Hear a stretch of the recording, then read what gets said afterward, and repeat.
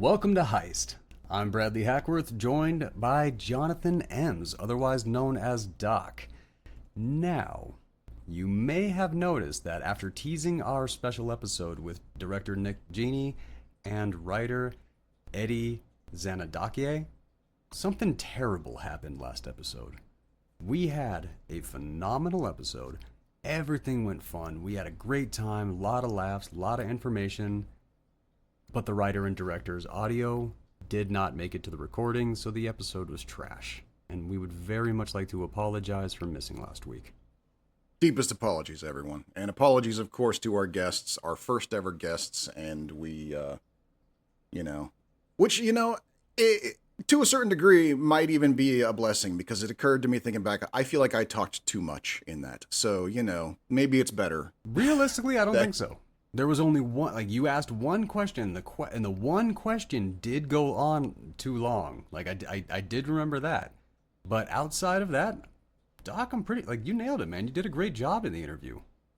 Well, thank you. Yeah, solid Thank you. questions that I didn't even think about. You brought in a perspective that, I know that Nick appreciated. He even said it. Oh, okay. So, well, okay. That's good. No, in that case, it's really too bad that we lost this episode then, yeah. It really is, dude. It really sucks so much. But what they say is it happens to everybody. This is a rite of passage. The only thing that really does suck is that it was our first guests. Having it happen to our first guest on the first special episode, that is the exceptional bummer. But we're gonna move on. We're gonna move forward. Amazingly, he said that later on this year, for The Activated Man, which he is on tour right now, shopping around to festivals, and it's sweeping awards, he said he'd come back on later this year when it's about time to release. So, you know what? Well, that's good. Even though tragedy struck, we didn't burn the bridge, and that's still a great thing. This week, we are covering Meteor Man and Airplane. It's going to be a little bit different. Movies given to us by our guests. Yes, right. Our guests gave us, Yes, they came in, so at the end of the episode, we asked them to provide us with a couple, and we actually wound up with Airplane and Meteor Man, which both of these were tremendously awesome movies. I had a great time with both of them. I actually hadn't seen either of them, even though I've seen so many clips from Airplane. Okay, I was not aware of that you had never actually seen Airplane all the way through. Neither was I. Wow, yeah. Neither was I. I thought that, because I had seen so much of this movie, but weirdly, only about half of it. There was half of those scenes I had straight up never seen before, but I thought I'd seen this because I'd quoted this movie forever. My whole military career, my entire second deployment, the surely you can't be serious. We kept doing that the whole time. I'm amazed by that. But Meteor Man is where we're going to start this week. Doc, did you have any thoughts going in on Meteor Man? I mean, I don't even know where to categorize this movie, because this movie was, this was a genuine, serious, probably one of the most serious attempts at a superhero movie. But if we take the world of superhero movies before Iron Man, an entirely different animal. Oh my God. Didn't take themselves seriously. They were all low budget. Studios figured these were just a straight up waste of money. And they were jokes.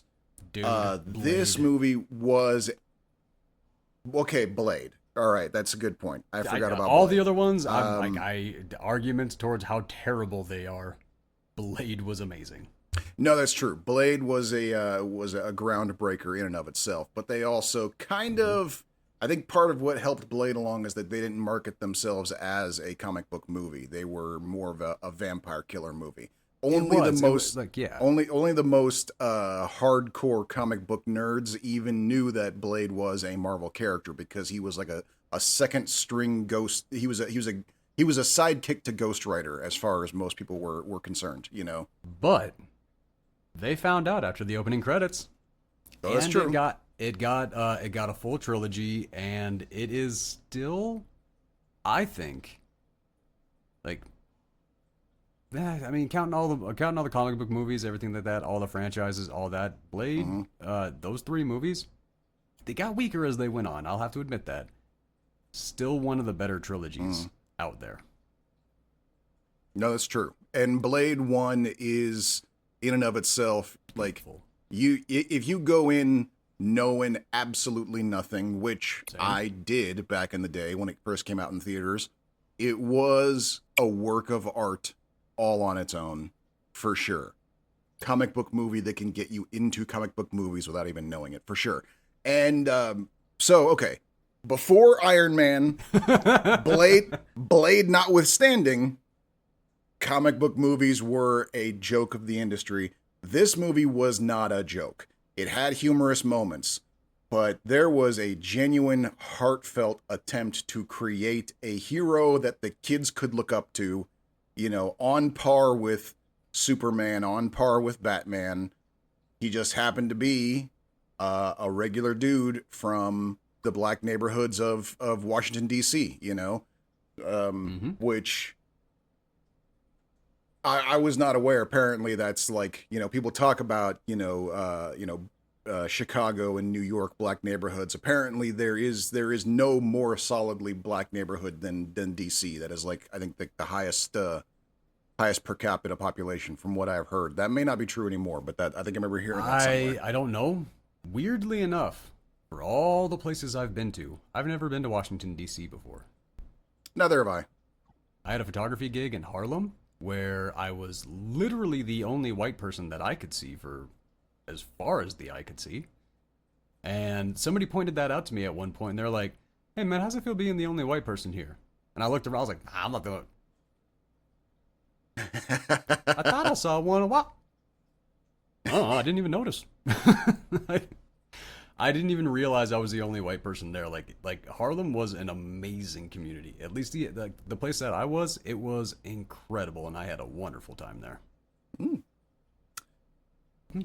Which is weird. Because I've heard nothing but horror stories about Harlem my entire life. Oh, of course, yeah, yes. Which, I mean, it's where the Bill Clinton national headquarters is in Harlem. So clearly it's a shithole. What? Really? Yeah. Man, after leaving office, Bill Clinton founded his, like, Clinton Foundation. Yeah, the headquarter offices are in Harlem. Yep. Man, I had no idea. But you were talking about Marvel and Meteor Man, which is interesting because after this movie, even though it was critically trashed, people loved it, and Marvel loved it so much that they picked it up and had a 6 comic run on Meteor Man himself. Yeah. So way to go. Yeah, I mean, it was. Yeah, I mean, there were things about it that were kind of goofy. It was clearly a kids movie, but at the same time, it had heart to it. There was a message of trying to do good for your community. It was about a really, really timid dude who just wanted to help out. Really was very conflict averse, but then kind of got himself stuck in a position. The villains were very, very comic book villains. I mean, oh god, yeah. I don't think we've had. Let's get into it. Yeah. All right. So Meteor Man, written, directed, and starring Robert Townsend.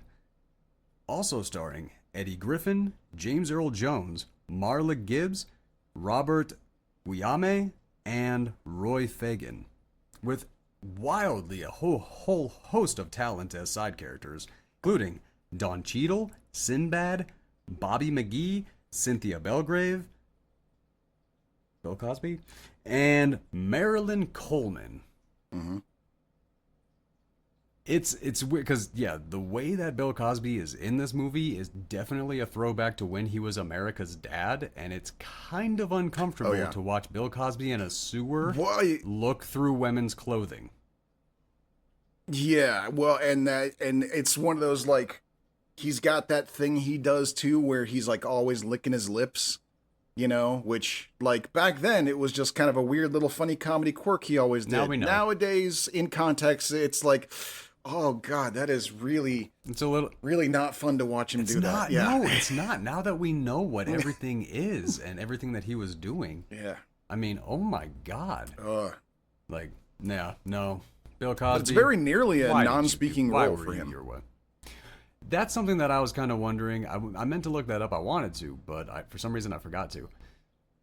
Did Bill Cosby take this role and just not have any lines because he didn't want to, like he was too lazy and he didn't want to learn any lines?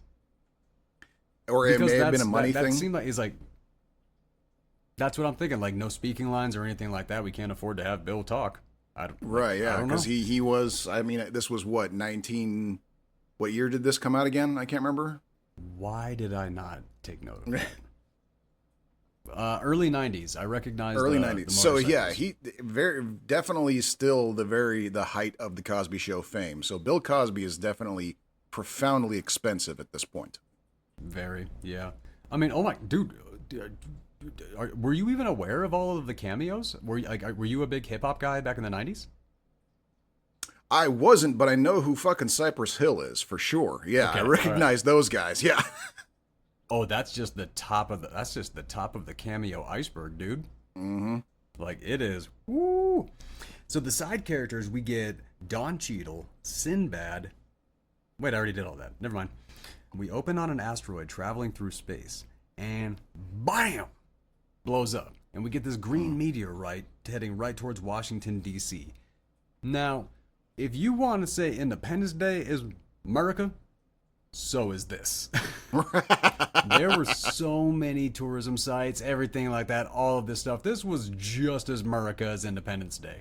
Yeah. So, I think weirdly, Independence Day gets a lot of flack on that, and it doesn't actually deserve it. It's not that America. Well, I think the interesting thing about this is that it's kind of did the different view of it. Like, when they show us the Washington Monument, but they're showing us the Washington Monument early in the morning where there's a worker washing the fucking statue of... Yeah, but they do that in many... Or not Washington, Lincoln. That's what I meant. The Lincoln Memorial.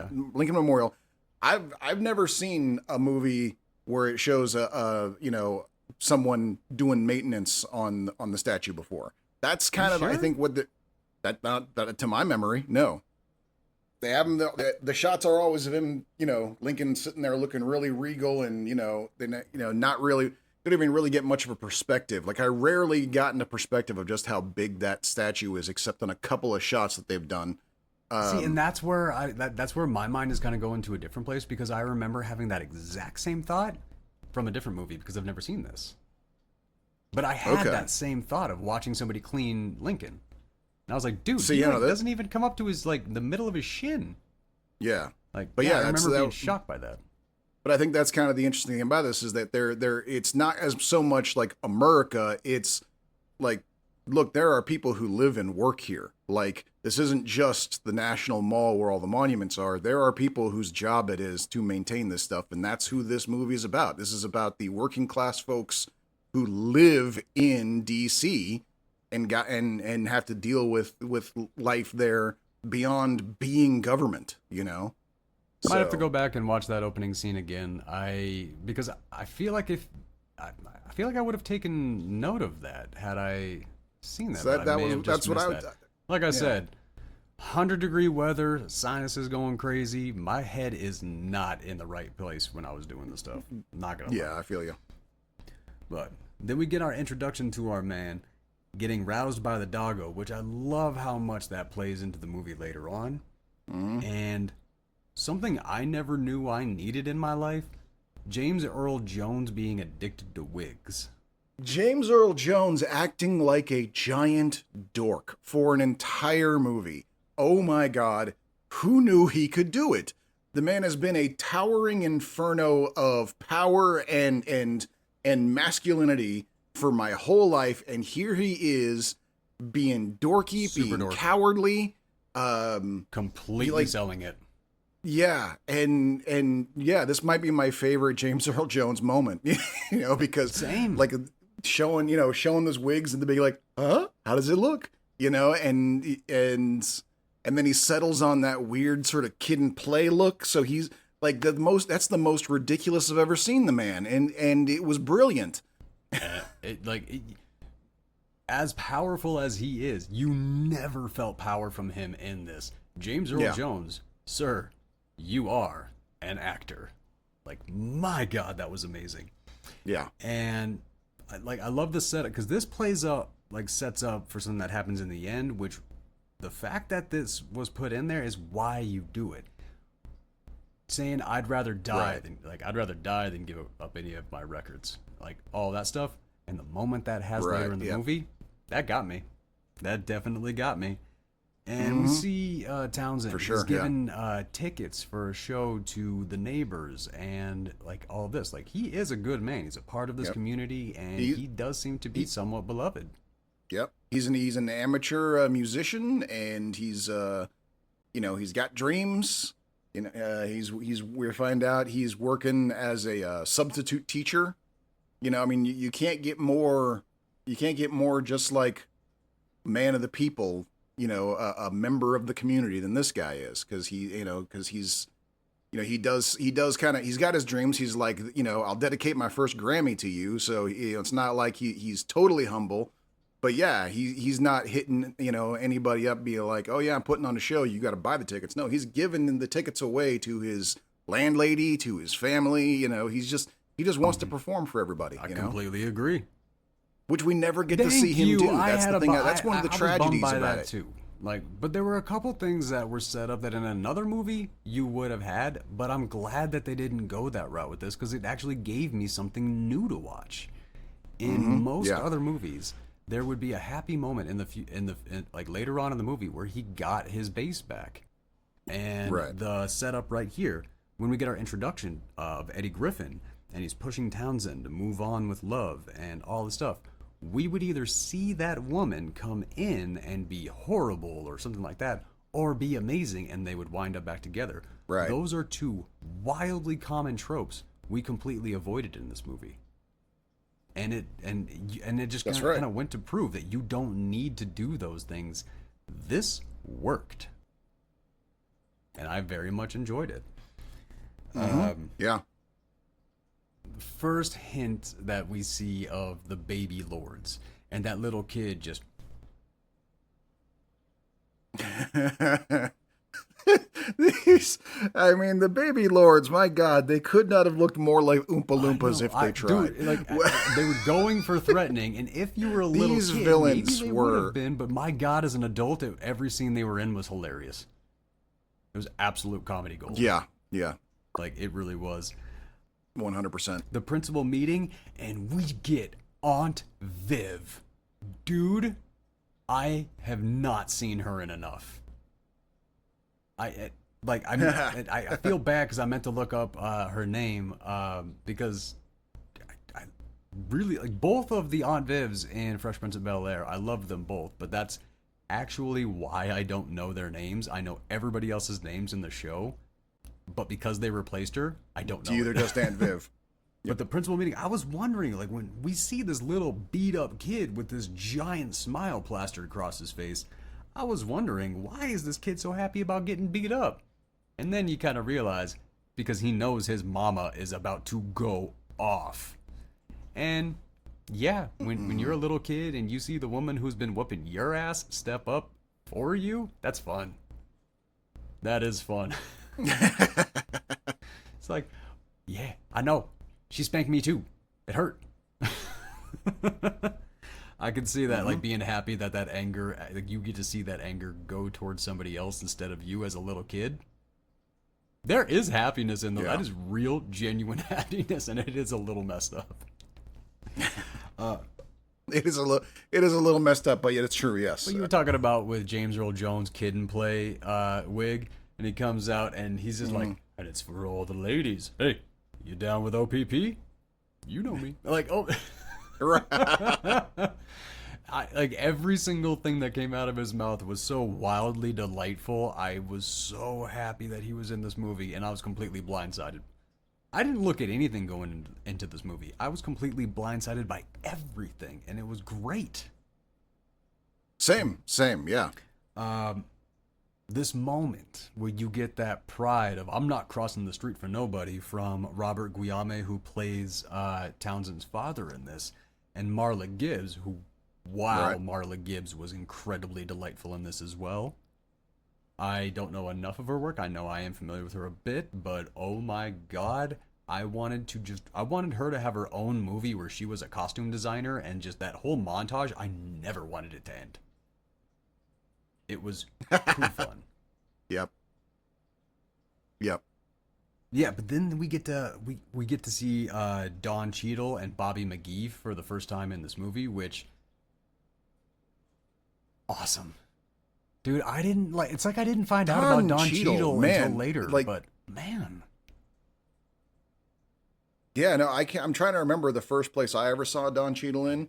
But he's always been a very kind of a serious, sometimes comedy, but generally speaking, like seeing him play a gangster, like a cartoonish gangster villain, was nothing I had ever seen him do before, and it was kind of mind blowing to see with the dyed blonde hair and the whole bit, you know, like, and he was still like, the crazy thing is, as ridiculous as he looked, as ridiculous as his character was, he was still kind of pulling that Don Cheadle, like, I'm an Academy Award winning actor. Like, he already knew back then. He had it. Like, I'm going to be getting an Academy for this role. Like, so whatever it is. So Cheadle has it, and he has had it forever.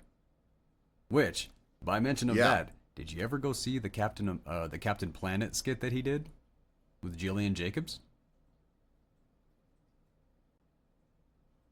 No.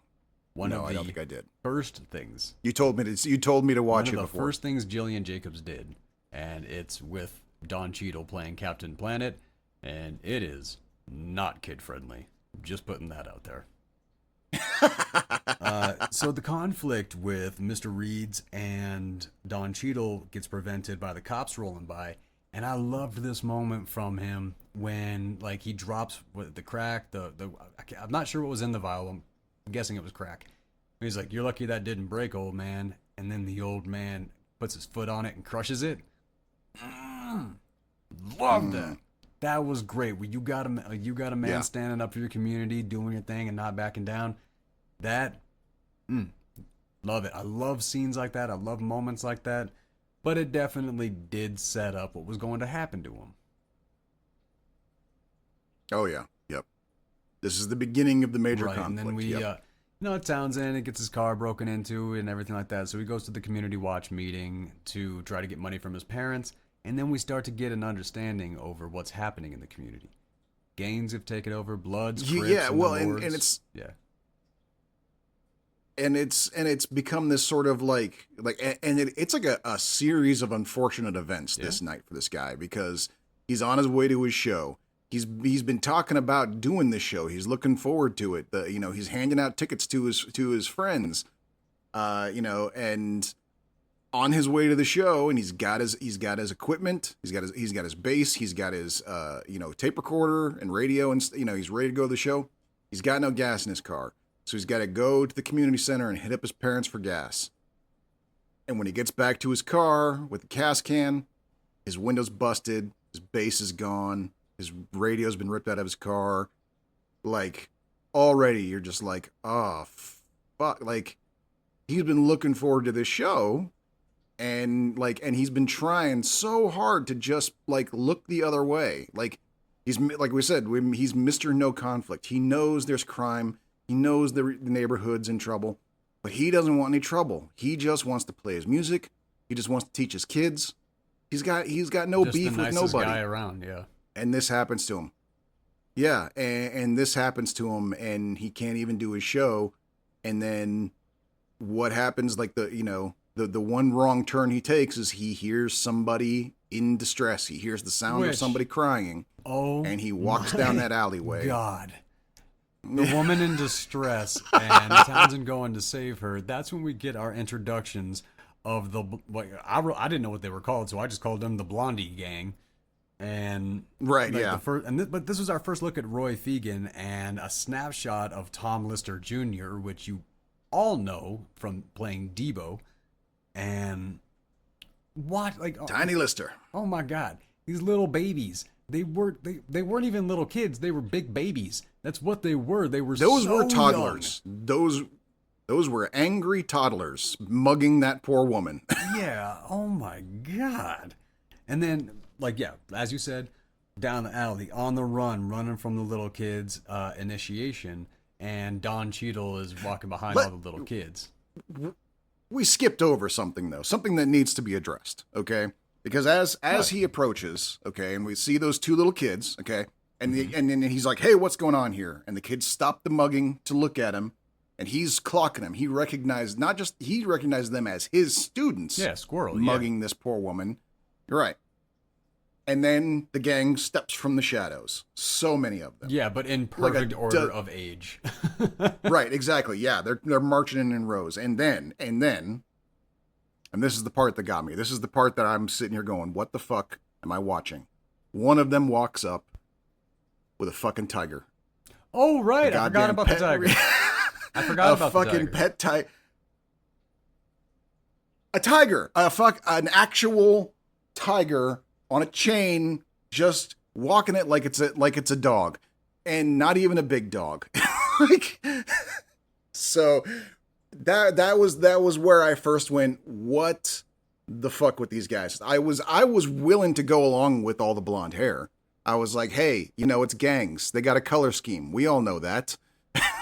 But what are you doing walking around Washington, D.C. with a pet tiger, Being friends with Mike Tyson. So yeah. Can't believe you were about to skip over the tiger like that. That was... I honestly forgot about the tiger. The tiger snapped in and snapped out pretty damn quick in the story. It was in the background for a couple more shots, but it was in the background for like one more scene where we had all the little lords come in with their little lunch pails, and they had that scene, right? Almost sent me off the couch laughing. There was a third scene it was in, and this one stood out in my mind too later on because it's in the scene where jumping forward, where the guys, his powers have manifested. They've already tried killing him once. And so now Don Cheadle's trying to explain to the boss man how he got away. And the boss man's sitting there going, yeah.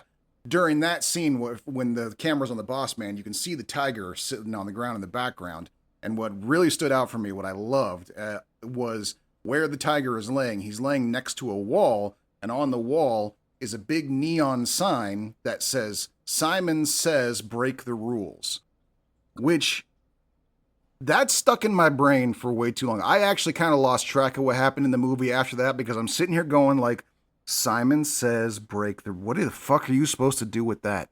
Like, that's like right up there with like that scene from Star Trek where Spock is all like, everything I say is a lie, and the fucking robot short circuits and explodes. Like, that's what that was for me. Simon says break the rules. That is a solid oxymoron of a sign. Yeah, I like it. Yeah. I think it's a good... yeah. But out of the dumpster, it blasted by the meteor from the opening scene, right into the body. This was the most uncomfortable moment of the film. They did it was crazy with their effects. Yeah. First of all, that meteor... yes, that meteor chased him down, for starters. Mm-hmm. That was like... where at first you're getting there, you're thinking, whoa, what's going on? Because that meteor doesn't just fall from the sky and crash. It falls from the sky and then takes a turn and chases him down the alleyway toward, as he's running from it. It's like, oh, shit. And then when it hits him, it's upsetting how fucked up what happens there. Like, I was genuinely upset with what was it. He's burned. Like, they've got burn makeup on, very good burn makeup on him. He looks fucked up. And then we sit there and watch the meteor slowly dig its way into his body, sound effects and all. It was upsetting to watch. Yes, it was. It was good. Really good job there. Very good. And Like then, that's why I say for what is like I'm sure penned as a silly comic book movie. No, this movie had real, true, genuine meaning behind it because they were like, no, this guy's origin story is suffering. yes. No, it with some better visual effects from the computer generated and stuff like that, because that one, the meteor going into his body is probably the only good visual effects of this entire movie. No, it's true. Yes, yeah, And I they agree. were good. All of the Yeah. other ones were really bad, but that Yeah. was good. And I'm yeah. glad, like, whether they threw their entire budget into the cast and that one shot was very worth it. It is going to stand out. Totally, yeah. Yeah, so the meteor most of the meteor goes into him, and then Cosby swipes the other one. Right, yeah. And Townsend, I mean, dude, God, Which he we was don't looking know it's so Cosby until rough. later. We just know it's a bum. Yeah, I know. I was happier when it was just a bum. Right. Dude. Yeah. Like, I mean, like you can still kind of pay attention and enjoy something, like when you find, like, oh man, this person shot somebody or something like that, or this person doesn't pay taxes, or like whatever. You can find out Right. people are certain kind of criminals and still enjoy their work. At least me, I cannot be aware of what Cosby did and still enjoy anything he's done. I can't. Like, it is completely I know, ruined it right? for me. Yeah. It's Moving on from that depressing shit. Even the doctor watches the fragment go into his body, and then another doctor shows up the next day going, well, this is bullshit. You were never injured, you were misdiagnosed, and all this stuff. It's Right, like, yeah. Didn't you talk to the ER guy? Like, something weird's right, yeah. happening here. What bud. about the blood test guy? Anybody? Yeah, no, that was something that that was a scene that was a little bit problematic, but the scene was in there just for him to be looked down upon from somebody in a position of power. That is literally what that scene was. And it made sense. Eddie Griffin gotta take his shot at Vanessa, played by Layla Rashawn, and honestly, I thought she was gonna have a bigger role in the movie. Same here. They really they introduced her and then she vanished. Yeah, like how much screen time she got, how much attention she got from Eddie, the name, everything, even like just literally everything. I thought she was gonna have a bigger role in the movie. That's why I put her name in here. Right, we talked about getting woken as a medical marvel and discovering his powers. Absorbs the info from the medical book, but only for 30 seconds, which set up one of the biggest laughs of the entire movie. Absolutely. That was incredible. It was an incredible decision to go that route. I really enjoyed that. Then he finds out he has X-ray vision and he needs Nurse Vanessa. Which is probably what it was. Yeah, that whole introduction of making Vanessa look like a main she was going to be a main character was just setting up the joke to introduce the other nurse, who does also come back later. So yeah, that was some pretty brilliant comedy there to pull a bait and switch on us like that. When he starts turning her down and she's like, I can do things that Vanessa can do and more, better. Like all of this attitude, all this sass and everything, and like and it even carries into the next scene as she's wheeling him into the car and gives him her phone number. Like she is she's like however long he's older women have something to teach you, and I'm gonna teach you. Like she was really on it. They really put it on. However long he's been in the hospital, she's apparently been doing this the whole time, all the way to the bitter end. Like he's in the car driving away, and she's all, "Call me," Oh yeah, he got his instant karma for trying to look under Vanessa's clothing. Right, yeah. Which, by the way, is another, and this is again, we've talked about this when it comes to movies from the 80s and 90s. For what is clearly a kids' movie, there are a lot of people in their underwear in this movie, like a lot. Yeah, that was one of my final notes. That scene was not okay. Like at the very like that was you could have done a different thing. Yeah. The gang meeting. This is what I was talking about. talking about the influence has spread, and the baby gangsters with their teeny tiny little coordinated lunch pails coming in and popping them open. That was so. That was a straight up Oompa damn Loompa scene if I ever saw one. Yeah. Yes, it was 100% gangster Oompa Loompas, and it was amazing. Yeah. Absolutely. The decision to do that was like just next level and beyond. And have you ever seen them do that in another movie? Because I'm having trouble thinking of anything beyond the one. I know. Yeah. No. I like that's the thing is like other than like the Little Rascals, I can't think of a movie that has ever even bothered to have kids that young in it. You know, because they're apparently nightmares to work with. Child. Right, yeah. That doesn't really talk or have lines. It's just there to be a nuisance, yeah. No, but Stand By Me, they were like twice that age. Stand By Me. Maybe like maybe plus 5 years. It's been so long since I've seen that movie, I don't even remember the younger kids in that one. The main cast. The main cast were like 15, weren't they? Yeah, but that movie is about kids. These kids are half the age of those kids. Oh, yeah. Okay, yeah, for sure. Finding out that he can speak to dogs, I loved it. I want that power sometimes. Sometimes I'm pretty sure I don't want that power. But the voice they gave the dog was like so robotic. I didn't understand why they made it robotic. You know what? And here's the thing. I think like if it were me, I would have just done the subtitles instead of giving the dog a voice as well.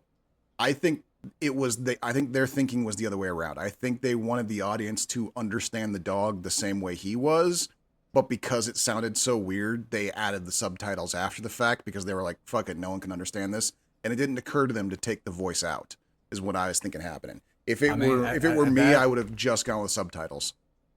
Here's kind of an interesting question. At least I think.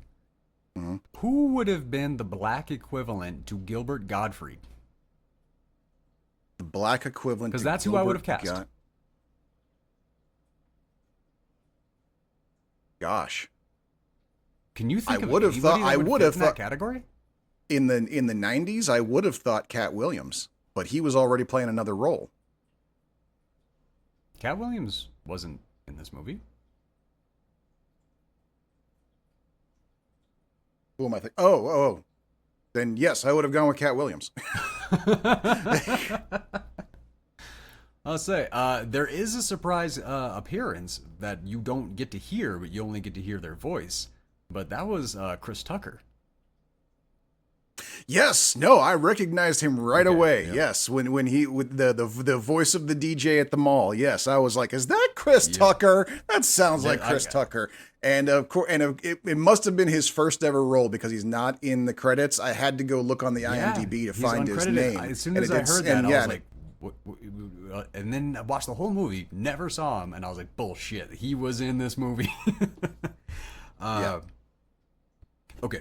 Eddie Griffin has all the doubts but verifies through Jet magazine, which, hilarious. Oh my god. The amount of white people who don't even know what Jet magazine is probably still huge. But Jet magazine was kind of like Playboy specific, but black specific.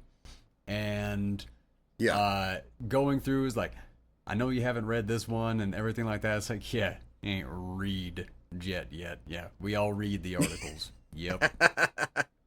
To be fair, though, the Playboy joke section actually often had really funny jokes. I gotta give it that. I'll have to take your word for it. You never even looked? That's fair. I was focused. Look, here's the thing. In the days that I, found access to Playboy magazine, I had to manage my time, okay? Because there was any second now it could be discovered. So I had to get to business. Fair. All right. Weirdly, there was no. When I was on my deployments, there were Playboys that had been there forever that were just like in the bathrooms and stuff like that. So yeah, if you were brave enough to touch one of them, you could leaf through and see like some stuff while you're sitting there. Yeah. No, for me, it was literally like, I'm at a 37-year-old me friend's is house. looking back at 23-year-old me touching magazines in bathroom and going, "What the fuck is wrong with you?" Yeah. No, hey, no. See, here's Oh, the that's thing. gross. For me, it was like 8, 9, 10-year-old me at a friend's house finding their dad's Well, yeah, we Playboy all or did Hustler that underneath too. the Okay, sink. yeah, no, you didn't Yeah, read the you jokes know. when you were at So that age. no, But no, you no. know, See, that's the thing. It's like I'm here on a bathroom break. If I take too long, there will be questions, and so we got to get this over with quickly. Yes, okay, all right. I am a guest in this house. I cannot occupy the bathroom for an hour. All right. Fair, true. Okay, yep, all right. Moving on. Yep, all right. Good God. Then Eddie Griffin asks him, "You think anybody else got superpowers?" And we get to find out that Bill Cosby is the homeless man who found the other piece of the meteorite. And Right. whatever. And he's using it to spy on and harass, I guess, his neighbors. But it seems like he's squatting wherever he is also. So, yeah. Yeah, like having Cosby show up and be that probably amazing for the time. Seeing him be like that for the first time probably blew people's minds. Time has revealed more.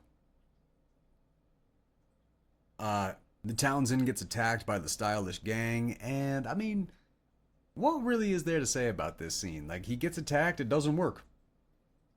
Like, Cheadle's like, "How'd you do that?" Yeah. Like, that's pretty much what the scene is, which is in every comic movie, everything like that. And it is pretty. And it's pretty impressive stuff. And yeah, I mean, he stops a car with his bare hands, throws two huge guys, and it's all very much like, oh, this is a super powered moment. There's no doubt about it. Yeah. And then and Cheadle's all like, as soon as I figure out what we'll we're coming back. Gadget. And my exactly. And my favorite part about that, and he, his mom's response basically said what was in my mind. But after, all that stuff and everybody in the neighborhood seeing him throw people, punch cars, dodge, break a dude's hand for trying to punch him, turns to his parents and goes, God, they "Don't tell anyone, okay?" The way they did. And right, yeah, I laughed. That was probably the biggest laugh in the movie for me. Was him, like, there's literally a crowd of people patting him on the back, going, "Good job, buddy," and he's going like, "Don't tell him." And his own mom's like, "The whole neighborhood just saw you. What do you expect?" Like, I'm like, that was brilliant. I loved that. That was my biggest laugh. I'm glad that they actually did it that way. That was a really good one. Yeah. Then we get a great, wildly out of place cameo. Sean fucking Wallace. Yeah. Oh my God. And he's killing it too. Yeah. It was kind of shocking to see him pop into this. I was like, wait, why? And then just for a scene, and he was perfect in the scene. He's just talking. Moved on. That's it. Yep. He's just in the scene to be Sean Wallace perfectly. And this was man, he would have been a good voice for the dog. Oh yes, he would have. But with this movie being what it was, should have been a black actor. That's why I was trying to figure out like the black equivalent for that, like a person, like a black person's voice who is just iconically hilarious. Weirdly, I'm struggling. Like, I mean, we have a lot of black voices that are very iconic, but which ones are just iconically hilarious? Oh fuck, Eddie Murphy. Eddie Murphy. Yeah. Well, there was no way they were getting Eddie Murphy. Nope. They blew their whole nut on Bill Cosby. Yeah. No. But that is who I would have chosen. I would have loved to have seen Eddie Murphy. If there was one black actor in the 90s who was more expensive than Bill Cosby, it was Eddie fucking Murphy for sure. Richard Pryor. Oh shit, Richard Pryor as the dog. Richard Pryor would have. Oh, why wasn't Richard Pryor in this movie? Oh my God. I would have loved to. Oh man, having that in my mind is making that like very magical. Yeah. Wow. Yeah, those are two actors that in this incredibly cameo filled movie. Huh. Like I'm gonna do a little bit extra research on that one and come in with it next week. Why didn't they do it? Yeah, that's a. I'm I'm betting because Eddie Murphy wanted to be Meteor Man. Maybe, yeah, no. If I'm gonna be in this movie, I got to be the star, kind of thing. Yeah, possibly, because that's where Eddie Murphy was already at that point. And no, that's true. I'm throwing a lot of love to Robert Townsend. I think if Eddie would have been in this movie, it would have gotten a higher budget, it would have gotten better special effects, and it would have sailed further. But it is a beautiful you're gem probably not wrong. For what it is. It is it just... Absolutely, 100%. It as it is, it definitely deserves more than what it got, for sure. So in that scene with Sean Wallace, he like kind of steps up. He has a little bit more confidence, and he's making eyes at a teacher, which... Again, with all the attention that was being thrown to this woman, I thought she was going to be a bigger part of this movie. This is not Vanessa who we were talking about. I don't even know who this woman is. But the way, like, the chemistry... She's another teacher that he's got a thing for. Yeah. And, like he's trying to be impressive, and it's working. You can tell in the scene, she's getting impressed by him. There is a spark forming here that... goes nowhere. Does not spark. It literally just dies off. Like, which is maybe they were hoping for a sequel. Maybe or maybe Townsend was trying to make a point about how these movies don't need the romantic subtext. He keeps throwing one up in the air and dropping it, and the movie still works. So maybe he was trying to make a point towards that. Well, if he tried, he succeeded and failed because he did a good job and the industry did not key in on it. No, clearly. Okay, this was one of my bigger laughs for the movie. He's trying to say that these kids aren't bad, but his X-ray vision, he is watching all of these kids around the place trashing everything. So he's like, shit. It is like, that is a good moment. This is that moment where Cheadle and Lister and the boys come in to get wrecked, and then we have that moment we were talking about the secret. We kind of jumped ahead on that one. That's my bad. The next scene, when he wakes up and gets blasted in that drive-by, and we get to see Meteor Man take kind of flight for the first time. Holy cow. Sort of, yeah. But I mean, at the same time, it's like, that's kind of another one of those moments where you sit there and go like, is this really a kid's movie? Because they're unloading a fucking Uzi at this guy, and the poor owner of the newsstand behind him at the same time. Like, holy shit, like, that was the thing. Like, if I was this is hardcore. Watching this would have been maybe kind of a scary movie. At least a little bit more thrilling. As an adult, it is like a weird. It's just a gem. It is what it is. Like, it's goofy. It's got elements that I've never seen in anything else, and it works. Yeah. Oh yeah. We're talking about Bobby McGee. The flight. Yeah, Bobby McGee as Uzi is just completely panicked when they watch him take flight for the first time, and then he falls off the light and wrecks the neighborhood.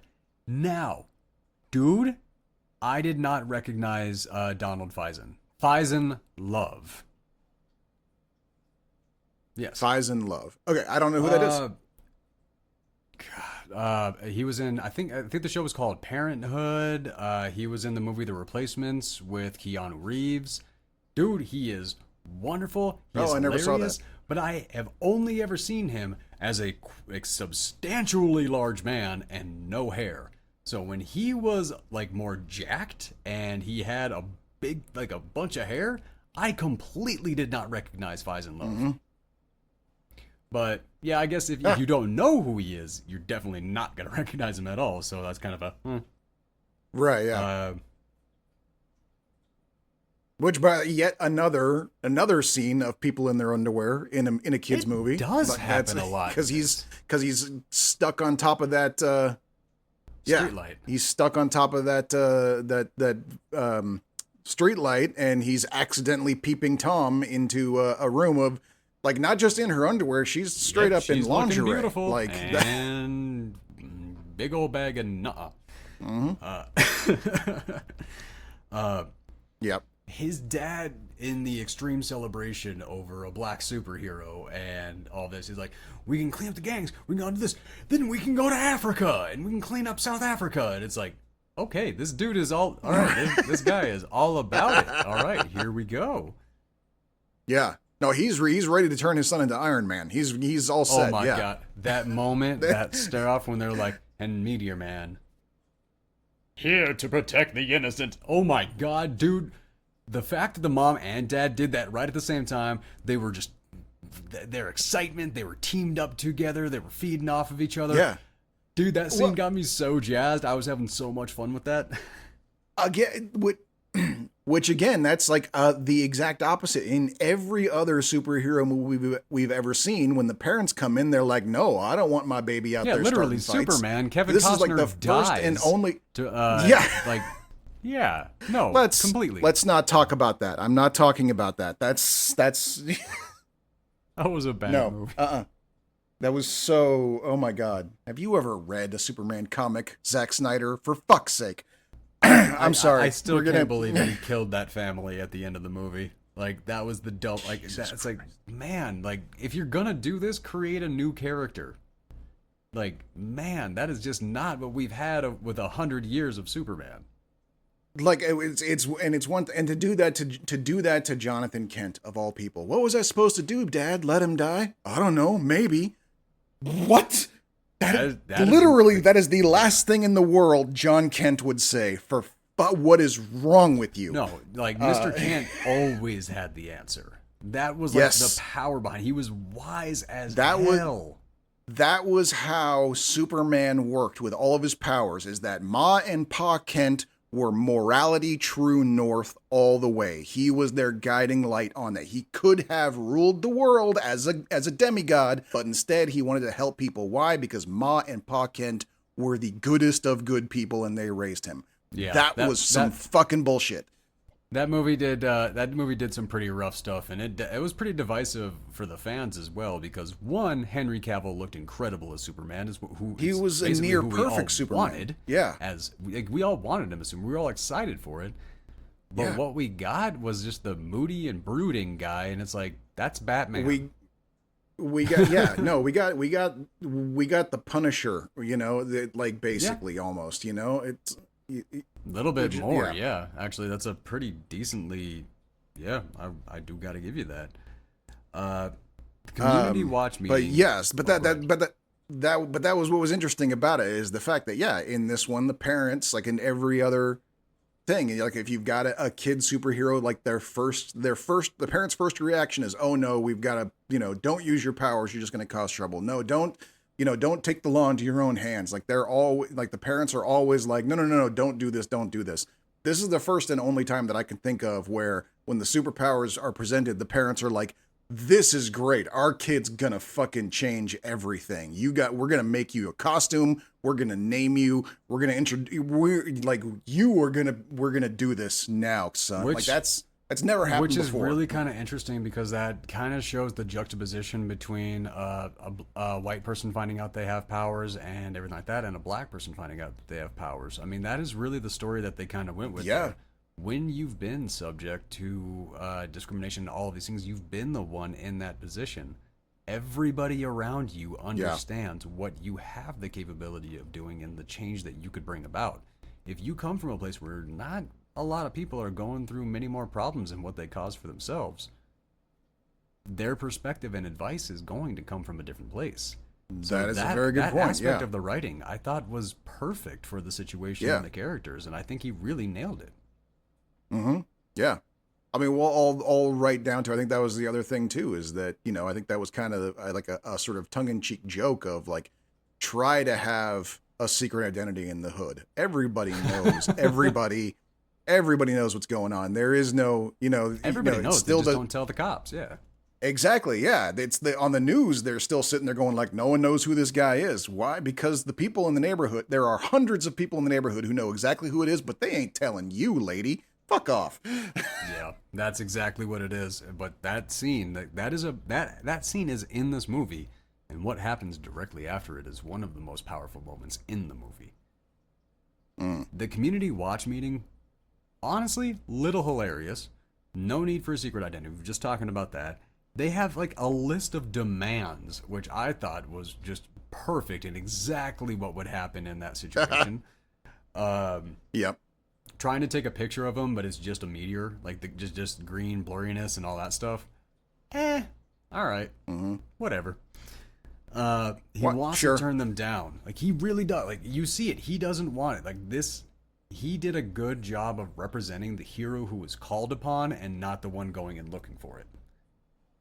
Because he wants to turn it down. Yes. He doesn't want to and do it again this. goes back. He's right, and like I said before, like it's well established that he is Mr. No Conflict. Yeah. You know, they even have a whole bit at the beginning where he tells kids, if the bully's bullying you, run away. Like that's his whole thing, and they're all basically setting him up, going like, and now you're going to be our spearhead. And he's like, I don't want to do that. That's not my thing. But then he has his Uncle. He has his Uncle Ben moment. Oh, okay, Uncle Ben. I thought you were going to say his uncle got got. I was like, nah, man, that was Mrs. Walker. Yeah. Right, yeah, no. His Uncle Ben is Mrs. Walker. Yeah. Fuck. Did you not put that together already? I did. I did. I saw the situation. I just would not have actually said that. This was a moment of the movie that I really enjoyed. Jamming to the costume creation montage. Realistically, if I tried to create a superhero costume, or even if I was a cosplayer, that is what I would look like. I'm not even going to play like I got skills. I would have a colander on my head with some writing on it. That would be my cosplay capabilities. All of the amazing outfits and things that I have seen at Comic-Cons and when I was doing photography there, my God, I throw like hats off to you guys and I throw you so much praise. I could never do that. That is incredible. No, yeah, totally. I agree. Okay. No, this had to reach you just as hard as it reached me. Him flying. Look at him. He's flying. And they're like, where? He's like, well, he needs to get over his fear of heights. And just like a couple feet off the ground. That was funny. I loved that. Yep. I was like, yep, I get it. I don't think I've ever seen that scene in any movie either. So this movie, dude, this is like got a lot of original content. And why has nobody used anything from this movie since? It's a really good question. That's a really good question. Maybe it's one of those things where I don't know. Actually, yeah, because there's got to be there's at least some like because I know this movie did play on cable. I didn't ever see it, you know, but I knew of it and I'd caught scenes of it before. But there is an audience for it out there. People have seen it. People who have seen it love it. Mm-hmm. Yeah, where are the homages? Where are the influences that no one knows where it came from? That came from this movie. Yeah, it is a little weird. Yeah, right. I think that's really weird. Okay. When he shows up to the drug den and just like gets everybody blasted and mega high. Dude, everyone in there is dead. That's the thing. Like that's what got me is like he's there. You see that again. Everyone is in their underwear again. But that's normal. We've seen that in crack dens before. They're not allowed to wear clothes so they can't sneak the stuff out. We've established that in every drug movie ever made. So they're sitting there packing the crack, you know, into vials and stuff. And then he comes in and busts it up by using his super breath to blow all the crack, fill the room with crack. Everyone in that room is dead. There's no way. This is basically the what was the name? Termite scene in the opening for The Boys season 3. You remember what I'm talking about? I don't remember, no. Where Butcher, like, where the little dude is, like, running to, like, jump inside of Frenchie's mouth after blowing up the other guy from inside his... And... oh, right. Yeah, and then he catches him in a bag of Coke, and he's like, go on, son, have a bump. and he just like shakes him up. Basically, that's yeah. what happened to every single person in this room. But because the movie is Yes. what the movie is, we cut to it a few scenes later, and they're just all high and laughing their asses off.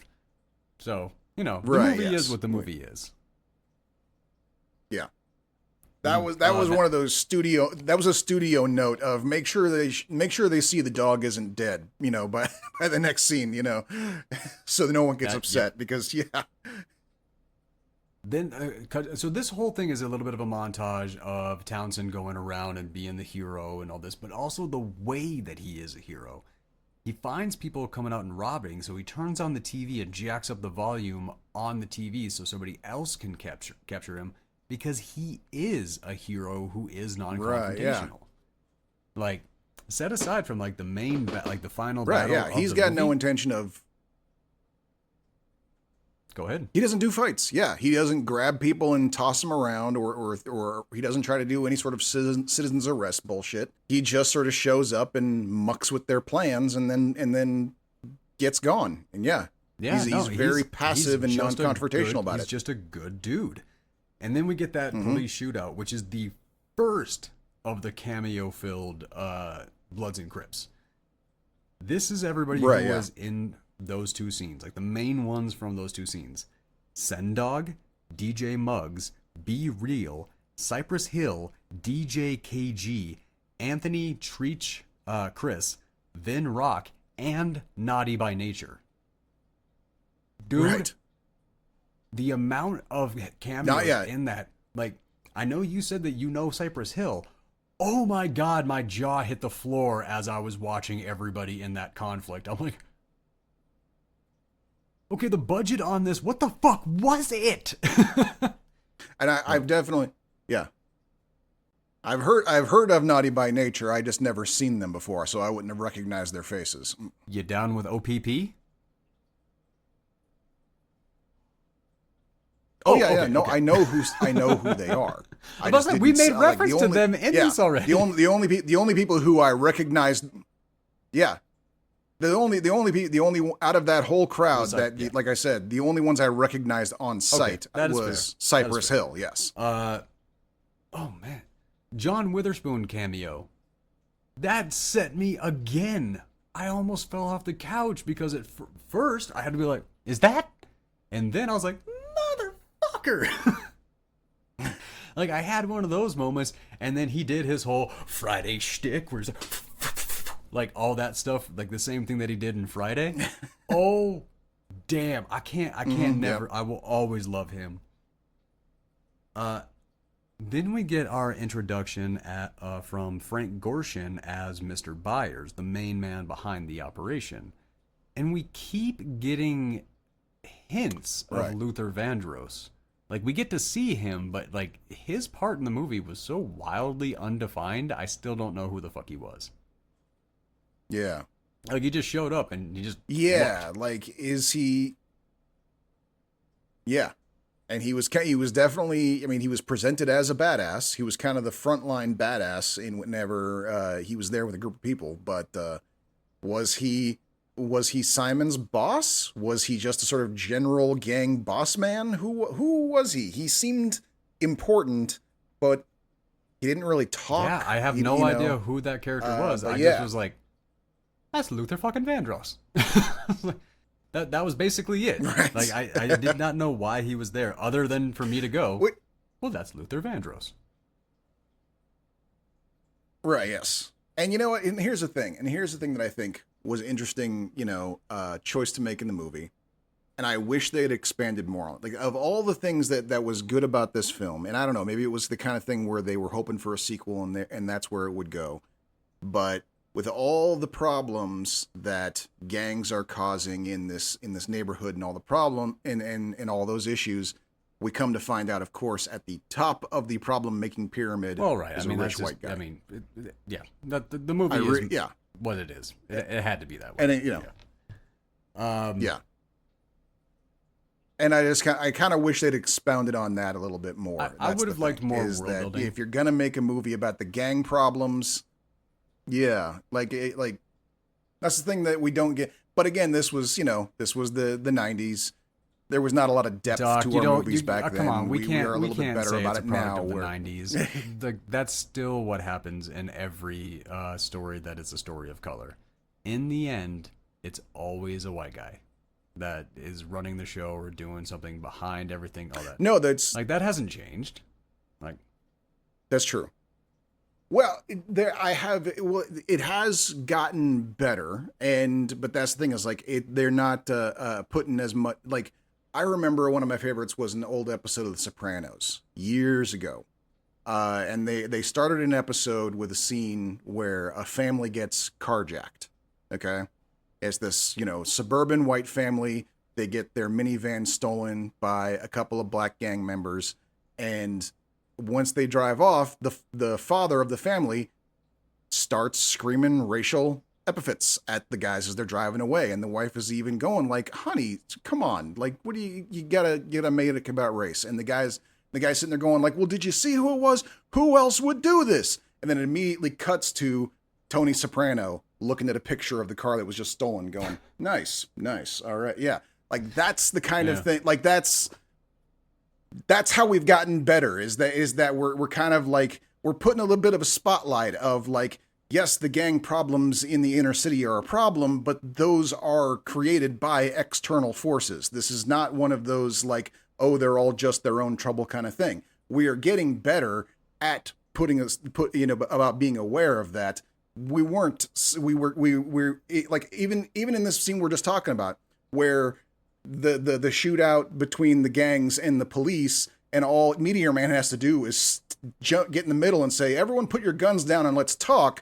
And the very next scene is a newscaster going, and he's created a peace treaty between the police and the two major gangs. It's like, are you like, come on, that's a fantasy world there, because it is not just turf wars that cause these things. Okay. yeah. So, but again, it is a kid's movie, so maybe we can forgive it, but it's kind of one of those, like, I wished they had taken the time to delve a little bit deeper into that. It felt like a lazy cop-out because, number one, I mean, Byers was not a developed character in any way, so why even have him in the story? Right. That he was, like, that's the thing, weakest. yeah. Like, every single person above Fegan was a complete waste of the movie. Like, they didn't need to be in the movie. Yeah, It was a no, complete that's true. waste. It was nice to see Luther Vandross, but he didn't offer any story to this story. Neither did, there were, most of those were nothing but distractions. And it was a bit of a bummer. And, you know what? No, the movie's not perfect, but it is good. No. This was a good scene. The music behind it, watching him clean and create a garden for the community was really nice, very heartfelt. Which, seeing the ginormous radiated fruit and vegetables in the next scene, just kind of made that all the more hilarious. The three story tall corn cobs and the giant tomato. Yeah, no, that was taking a beautiful moment that you adding could a ride touch in, of comedy ride to on it. the way That to was the ball, too. that was In. yeah, exactly. Yeah, no. That's one of those things like, that's where you can see like there was true, genuine, real heart behind this movie. Was moments like that scene right there where he creates the community garden, and when they're presenting the payoff of the community garden, It was great. It's fucking funny at the same time. And the inclusion of Sinbad being a character that is like trying to learn how to be black, I was completely unexpecting that. I did not see it coming anywhere, and let's bring in one of the top rising comedians of the day, Sinbad, and let's have him play a character that is somehow dorkier than our main dude. Yeah, like what and did he say? To top it off, not only is he dorkier than the main dude, but he walks in getting his girl. Oh yeah, that's right. That's right. No, he comes in, he like wants to ask this girl out on a date, but then her boyfriend comes in who has just joined the African American Liberation Movement, and this quote, "And I'm feeling black and I want to meet somebody. This is my first black girlfriend." It's like Where I feel like there's a whole story about where this guy came from that we never got. I was yearning for. I'm feel like, it's kind of tell us one of more those about this things. dude. Well, I feel like that might be one of those things like in the black community that like we just don't kind of get to be privy to those kinds of jokes. Fooling the Lords, and Eddie Griffin steals the suit to hook up with that reporter that he was obsessing about in an earlier scene.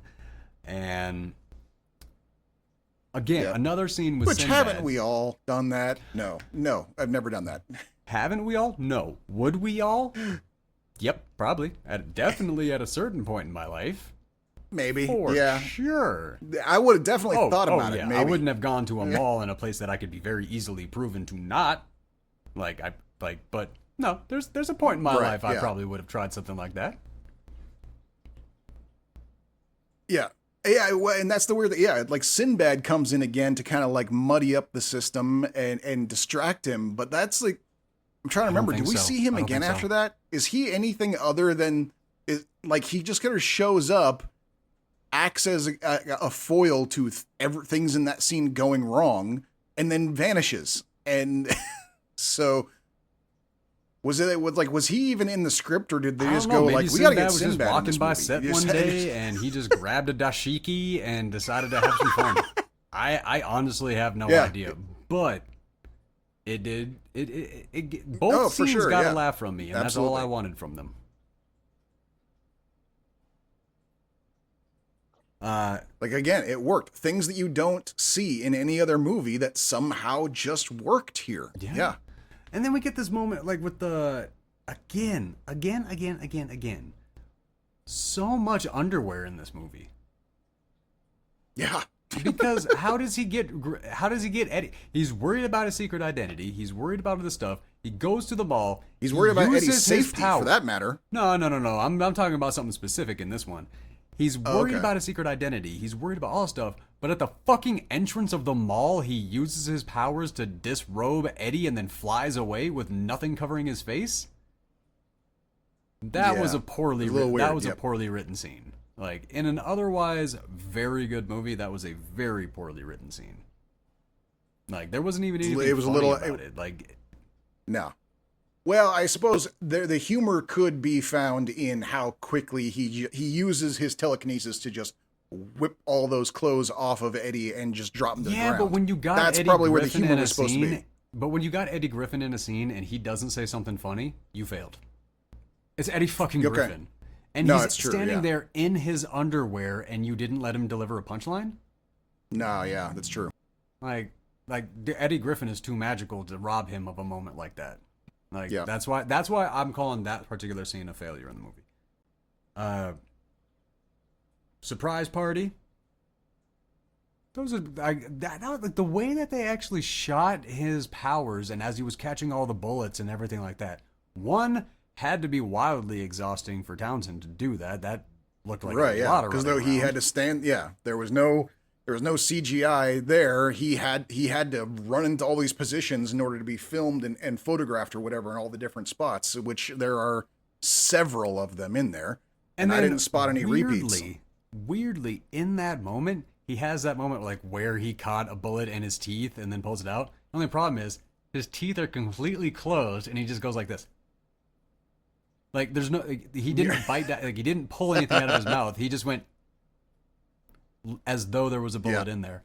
Like, there might have been an afterthought. That might have been an improv moment that they decided to use. It might have been, but it was so wildly obvious that it was either played as a laugh in a bad movie or it was a miss in a good movie. And I don't think this was a bad movie. That's where I kind of struggle with that. And then we find out he's losing his powers a little bit, which kind of makes me want to go and read that 6-comic run that Marvel read, because we got no explanation as to what was going on with that, so I feel like I got half a story. Right, okay, so maybe if the comics expand on it more, give us a little bit more backstory on stuff. No idea. Maybe explain who the fuck Sinbad is. Maybe. Like I said, maybe this was supposed to be the first in a franchise. Maybe that's what they were hoping for. And as fun as it was, it should have been. But critics in the 90s were dicks. I mean, critics are always dicks. But the movies that it was their job, mostly. Yeah. Yeah, really. They find his home, and watching the dog drag him into the next room. Did the dog get super brain powers all of a sudden? That dog was Lassie was never that fucking smart. Like that was some genius thinking on that dog's part. Drag him back to the back of the room and cover him in dirty laundry. Like, oh, I wouldn't have thought of that. How did that dog figure that out? Loved it. Didn't understand it, but I loved it. Gorshin shows up to kill him, but winds up threatening Fegan instead. Which, again, like, the inclusion of Gorshin's character, he got me to kind of laugh once. But other than that, what a waste of a character. Like, what a waste of movie time. Like, it really was. Yeah. The community meeting to discuss ejecting Meteor Man from the neighborhood and make a deal with the gangs. What did you think about that scene?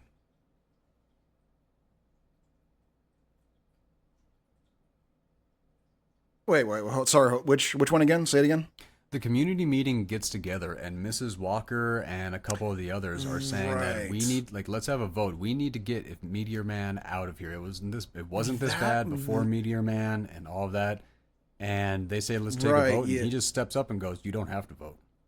If you don't want to." I was confused by it. Like, and I guess I could understand, like, story wise why they wanted to go that way. But like I loved the scene. What were you confused by? I was confused by how quickly they turned on him. Like, that's kind of what, like, well, yes, but like everything up to that point, they were scaling upward.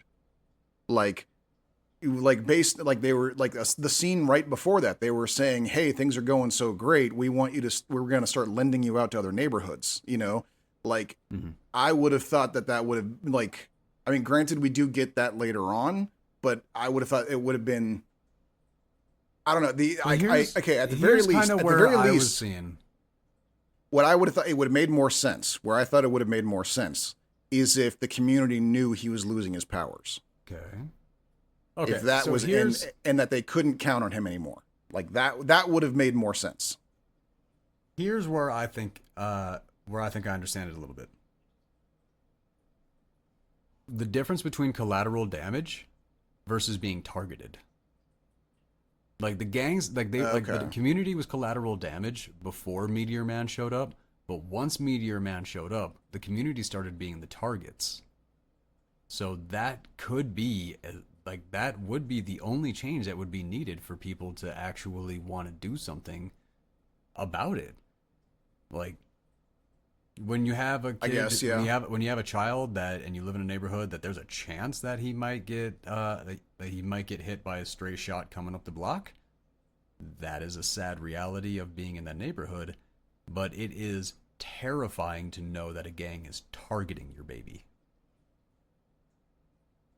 So I think that I think that's like, I can see where it would go and the fear would come in from that, but I've never been in that situation, so I really, like, this is all, like, I'm just theory from here. Okay, I can see where you're coming from on that. Yeah, I kind of when I first watched it, I just thought, like, this seems a little bit out of left field, but I get it. They're doing that third act bit where the hero has to be brought low, and part of him bringing him low is to lose his support from the community on top of losing his powers, losing his support, kicking him when he's down completely, and That is the moment that the Lords show up and trap him for a confrontation with the big trucks and everything, which I did enjoy when the gangs came flying through the trucks for the finale moment. Yeah. But I thought it was Eddie Griffin, and I was like, when he in the car, and I was like, why?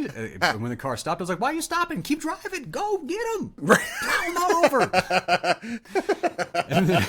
I thought it was Eddie Griffin too coming through with the car. That's weird. Yeah, we both thought, like, oh, it's the best friend coming to save the day. No, it's just the gangs coming to go, like, by the way, we're here too. Did you forget about us? There's other gangs in this town, you know. Yeah, which, that scene was a pretty. I don't know about that one. Meteor Man getting his butt absolutely whooped as Cosby is looking on from the sewers. And you get that, like, the feeling that the community had of being in pain watching him get beat.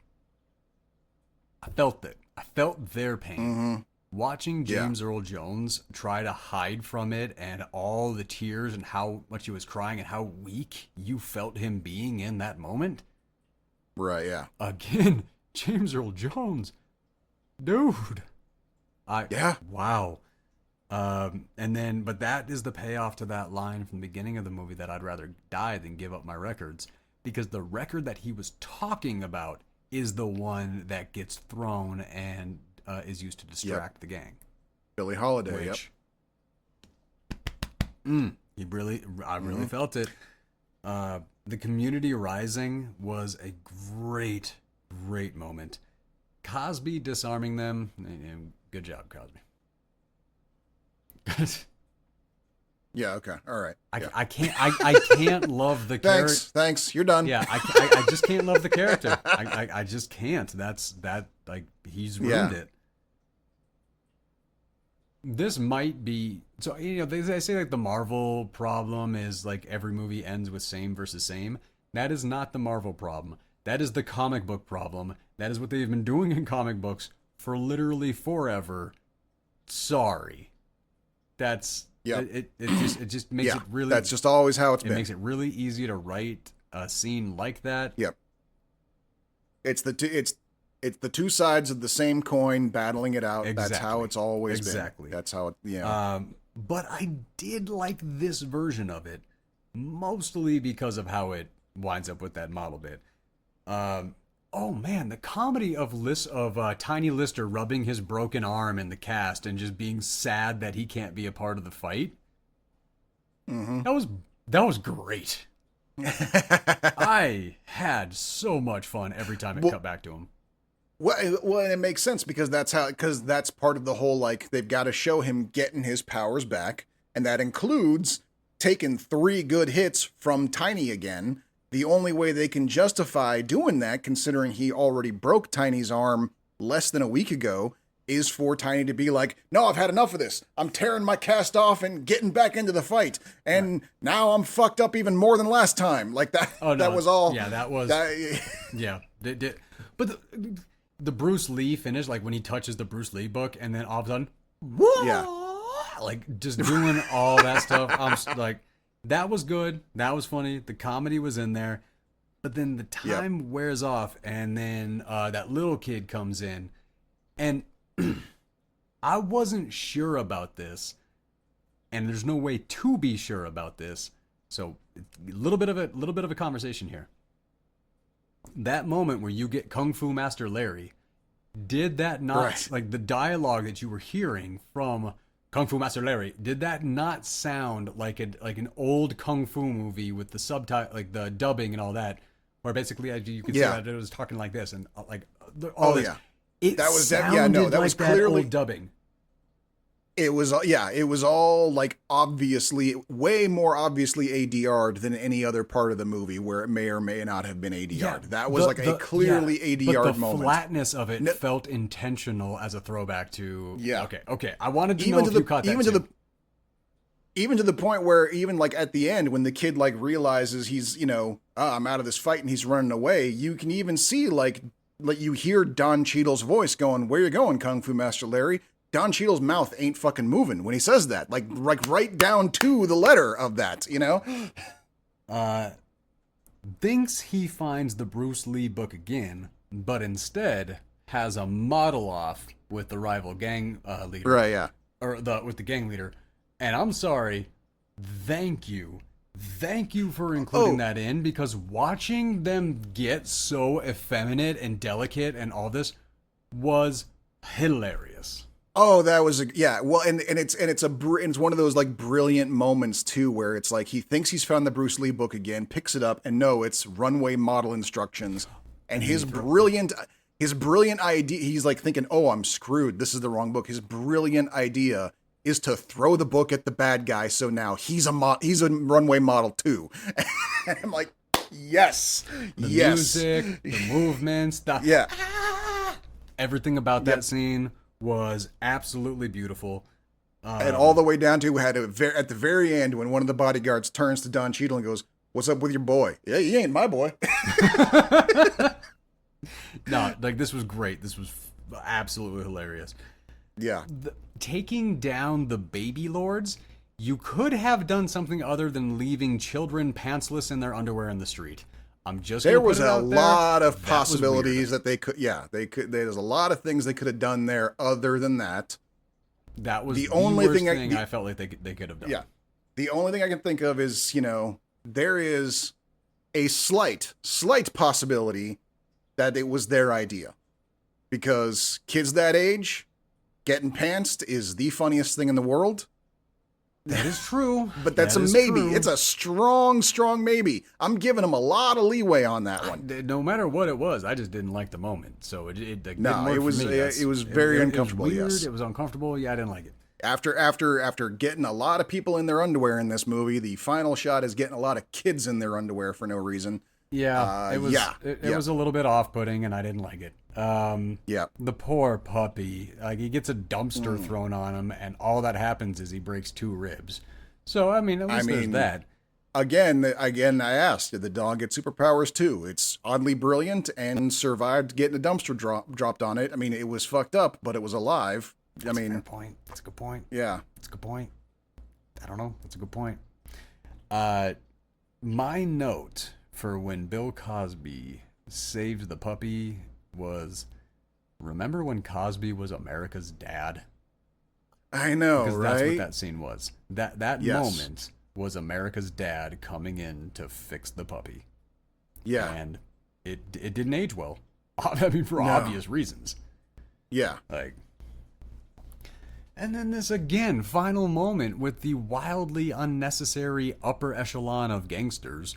Right. Gorshin and Luther Vandross pop in, and yeah, The movie's essentially over, but we decided to have one final climax of all of the, all the Colombian drug lords in America from every nation. They're fully, the world is fully represented. We've got Middle Easterners, we got Africans, we got Americans, we got Canadians. They're all showing up there. There's, they got their own runway models, with guns there as well. And they're just there to gun everyone down. Fuck it. We don't care anymore. We're just here to start shooting people. And just as they're getting ready to do it, Cypress Hill shows up to save the day. With not just apparently, Cypress, man. And they've taken the high ground. They've literally turned the entire block into a Fallujah hotbox. It was, and yeah. Yeah, that was a scene, like, just Gorshin showing up being like, "It's Meteor Man, man." It's like, this scene should not be in this movie. You should have No. You should have ended at an hour and 30 minutes. This extra 2 minutes that you tossed in here, nope. No, it should have ended with the dog being okay. They live happily ever after. We're done. That everything that came after that was unnecessary. Yep. Yeah, really, and I'm sorry, I don't to the actor who played, Gorshin. I'm sorry, Gorshin. I didn't necessarily have a problem with any of your performance at all. You seemed as natural as everybody else in the movie. Sure, yeah. The character was just incredibly unnecessary. The only thing I can think of is like you're saying, there was a full intention for a sequel. Like, if this guy is basically, if he's Doctor Doom and of this whole thing, and he just keeps sending in more bad guys into the neighborhood, and that's the next 4 or 5 movies. Okay, sure. But unfortunately, we didn't get that, and so he's just kind of a franchise. Yeah, he's a superfluous tale throughout the entire movie. Okay, so weirdly enough, I am gonna put this on the must-see list. I have a lot of problems with it. I had issues with it, everything like that, because it's not a perfect movie. However, this level of talent at this era of their careers, and the roles that they did, I think this movie is singular. It is a singular film, and it is, and I agree. I think I think this movie isn't nearly as influential as it should be. I would love to see an updated version of it. Maybe a new Meteor Man 2025 or something like that to kind of update it all and actually get Eddie Murphy this time. The one cameo that didn't make it into Deadpool 3. Right, exactly. Yeah. But yeah, that's the thing is like this could have, yeah, I mean, I think part of it had to do with the fact that it was low budget. It was a superhero movie, which was not taken seriously. It was a 99% black cast movie, which, let's face it, is still a really tough sale today. Was an even tougher sale back then. Well, I want to bring something up on that, by the way. Like, Black Panther gets a lot of praise for being, like, what it is. However, there are more white people in Black Panther than there are in Meteor Man. Yeah. Just with the final inclusion of T'Challa going to the UN, that one scene alone put the amount of white people in that movie way over the amount of white people in this movie. And that one is celebrated as being kind of singular in that way, but this one beats it. Like, it's weird. I think only because people just generally forgot that Meteor Man existed. I think that's the main thing. I think because this movie was so low key and it hasn't gotten the repetitive play that it should have. I think most people, including a lot of comic book nerds, just forgot about it because it hasn't been. We haven't had been like if I'm forgetting his name. Nick. If Nick hadn't reminded us of the movie, if Nick hadn't assigned this movie to us and reminded us it existed, I probably never would have thought of it myself. Because this was a movie that was on cable occasionally. I saw scenes from it, but even I, as a kid who loved comic book movies, didn't watch this movie. Because, I'm going to be honest, I was a white kid and this was a black movie. I'm not proud of that, but that was the truth. And so I wasn't interested in it. You connect, you connect to what you connect to, and yeah, that's kind of the thing. Like, but I don't think there's anything necessarily wrong with that. Like, we talked about this a little bit before. Mm-hmm. We have all the movies for white people. We have all of them. They've all been made. They've all been remade. They've all had different versions.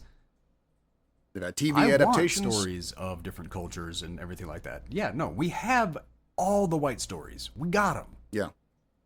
I'm perfectly fine with the way that the industry is changing and all this, and we're getting more different kinds of stories.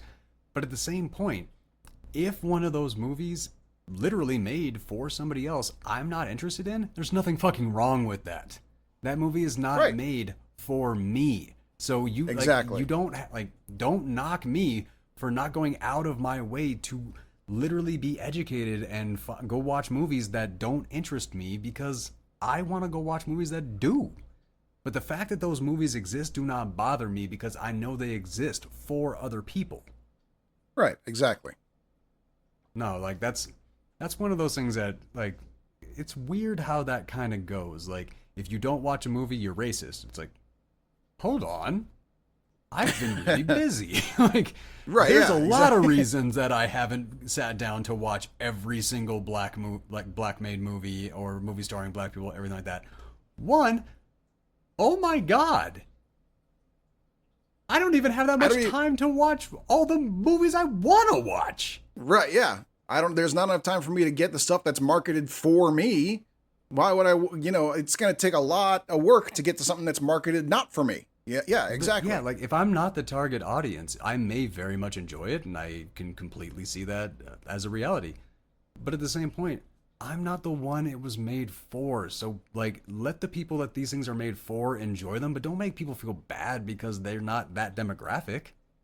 Right. That's a really weird mentality. Like, just enjoy what you enjoy and let people do their thing. But I would say, in a lot of ways, this is kind of an exception. Like, I would say now, with hindsight as an adult, this is an exception because, like we said before, like the scene where he's got flight powers and he's only flying a few feet off the ground because he's afraid of heights. Like, that should be an influence. That should be a running gag in a lot of movies. We should be paying homage to that scene still to this day, and we're not, because I can remember is I think it's called Into the Spider-Verse, or just called Spider-Verse. It's the Sony animated one. With Miles oh sure, Morales. Yeah. There's two of them. There's Into the Spider-Verse and Across the Spider-Verse. There's a third one coming. Okay, yeah, the first one. But he goes up to that tall building because he's like, I'm going to do it. And then, like, you have a really funny scene where he walks out of the building because he's too afraid to do that. Right. That is I remember that, yes. only example that I can think of that is like that. And that one slayed everybody. It was a great scene. That was a universally beloved scene that got every single person to laugh. Yeah. Basically exactly this. Yeah. Yep. All right, so Meteor Man, we're putting this one up on the must-watch list. So absolutely, it should have more influence today than it does. The fact that you and I both agree on that doesn't happen. It's going to be rough. Often. Like you've heard us both say, Bill Cosby. It's tough. It's going to be tough. But we got through it. You can get through it too. So, luckily, he doesn't talk, so that does make it a little bit easier. That's true. That does help. Yeah, like you don't actually super look up to him. He's not listed off as the best, like the most highly moral character or anything like that. No. He's actually kind of a loser who just barely does the right thing at the end. Yeah. So you know what? Not the worst. All right, so that is going to be Meteor Man, and we're going to switch it up for part 2. All right, so part 2 going in is going to be about Airplane. Wildly different movie than anything that we've covered so far. And we have to ask the question, how the hell do you talk about this movie without just repeating it verbatim? That's impossible. Really, because let's explain this. Let's go through the story beats of this movie. They get to the airport, they get on a plane, people get sick, pilot gets sick, landed. That's the story. That is the story of this movie. But, and there are no twists and turns and reveals or anything like that. It's just, oh my God, hilarious. Right. So what we have here is, and this is the beginning of a grand tradition in American cinema. Okay, so we had this era in the 70s where we had a string of like sort of disaster movies. They were dramas that take place in the air. There's an airplane in the sky and something's going wrong, or it's at the airport and we can't get the planes to land. For some reason, airport drama was a big deal in the 70s. There were literally movies titled Airport 77 and its sequel Airport 78. Well, that's like, also those were some. This movie is directly parodying Airport Airport. Yeah, Airport. Yeah. Well, and that's the thing, is like that's what this was. This movie was an audacious, ridiculous, taking every story beat, every trope, every repeated plot tug at your heartstrings kind of thing, and just exploding it to its most extreme, and then something that we have a long tradition of in this country with your scary movie franchise, with what else? Hot Shots and to a lesser degree Top Secret. People don't seem to remember that one, but that was in there too. You know, that was Val Kilmer, you know. Movies that basically take a very popular genre of the day and just put a cap on it with, this is how fucking stupid all these movies have been. We're just going to show it to you in full view by taking it completely insane. This tradition started with Airplane making fun of the airport movies and then some. My God. And as you were going off on that, like, I can't believe this didn't make it to your list, but Spies Like Us. Spies Like Us. Jesus Christ. Yeah. Oh my God. I think you just listed off a few maybe hidden gems to today's audience. Yeah, probably true. Yeah. I mean, I don't know if I would call Top Secret a hidden gem. It's a lesser known one for a reason. It's kind of the weakest one of the bunch. But everyone knows the Scary Movie franchise. It is a franchise for a reason. You know, it is probably the culmination of this genre of film, which is just making fun of genres of films. That is true. So the Scary Movie franchise is probably the biggest for millennials. Probably, yeah. Either that or Not Another Teen Movie. Right. Right. So right. Not Another Teen Movies. Right. Oh, don't drink your juice while Was it don't drink your gin and juice in the hood? Well, wait, oh, shit, how did that go? That was a long ass title. It was like, don't be a menace to South Central while drinking your juice in the hood. That's it. Yes. Because it was right? all of the, yeah, I think that was it. Because that was all of those movies all crammed into one long title. Yes. Like that was probably, yeah, that was another one of its heyday. That's another classic. Definitely going to have to revisit that, which this is pretty much going to be the experiment on how we cover outlandishly hilarious comedies. Right. Yeah. Something that cannot be talked about. You just, you kind of have to see it.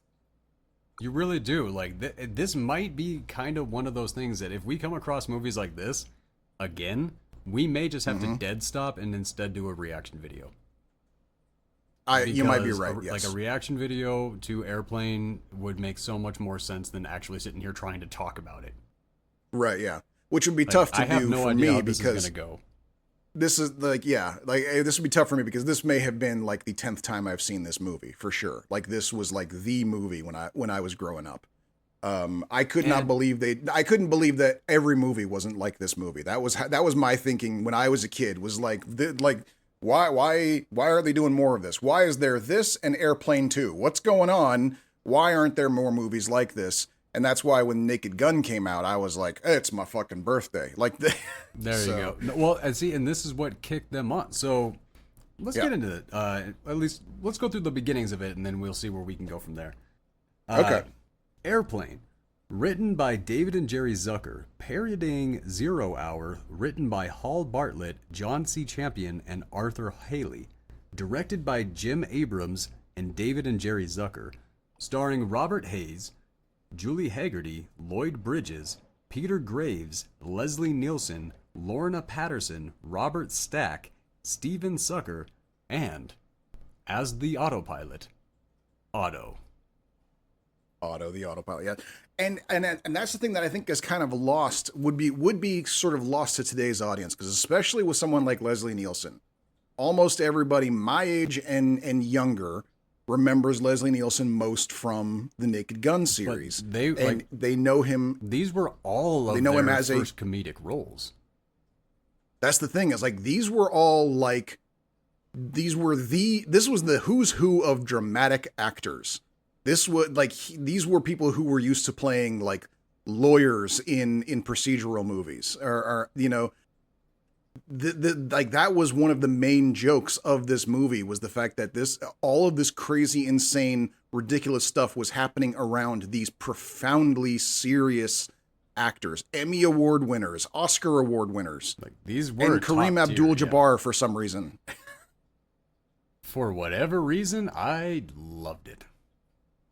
Yeah, well, and that's the thing. It's like this launched Kareem Abdul-Jabbar. Like, he's probably one of the few NBA guys who had more of a career after he left the NBA. Like, he became an actor, and then after he finished off with acting, he was a writer and producer. Like, he wrote and produced half of the episodes of iZombie, for fuck's sake. This guy had a fucking career. I've never watched iZombie, but now you've finally got my interest in iZombie with that one.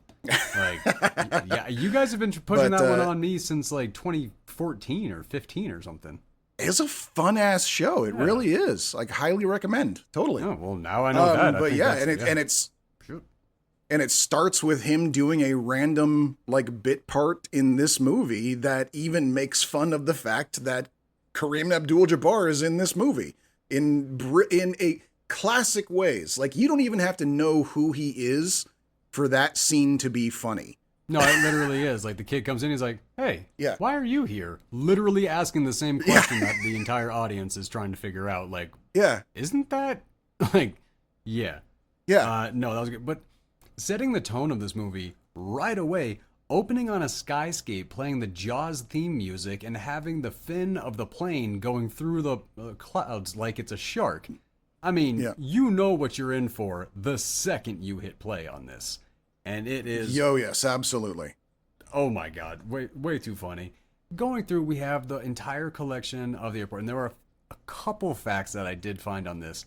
The voices that were doing the voiceover of the airport and like those two voices. Oh, right. Those were the real life announcers for the LAX airport at that time.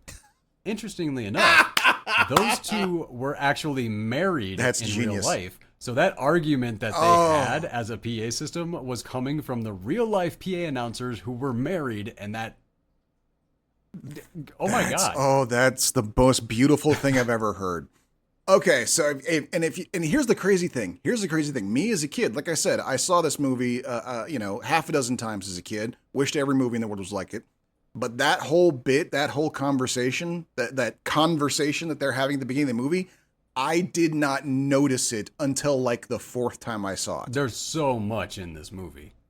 Yeah, because it literally is like it's played off as like, because in any other movie they will have people pulling up to the airport. You hear the announcements, the loading, there's no parking in the red zone, stuff like that. You are trained to filter that out if you watch movies like this, because it is just background noise to setting the scene of the airport.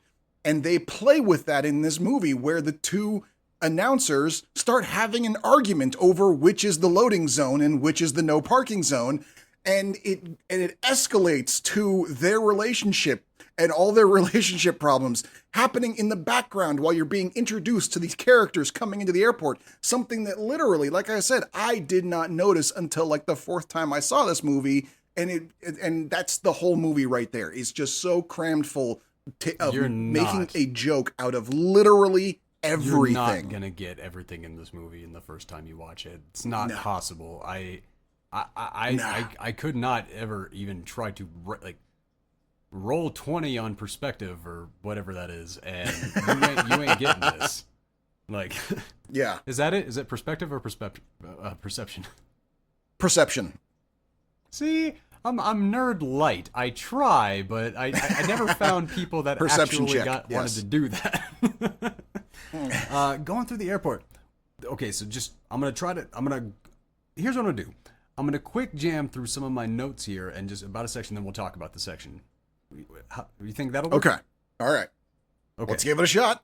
All right. So going through the airport, we meet Julie Hagerty and all of the supporting characters. You got one dude going through TSA, taking off all of his crush on her. Oh my God, that did not go away. The guy's taking off all of his body parts and putting it on top of the machine in TSA. The abortion message over the PSA. It's like, get an abortion. It's a good idea. What is happening right now? The airport breakup scene between our two main characters, and the dominating violin scene that it was so relenting you could barely keep track of what they were saying. And then after she walks away from him, like, we're done, I'm leaving, and she walks away, and he turns to the camera and goes, "What a pisser!" Like,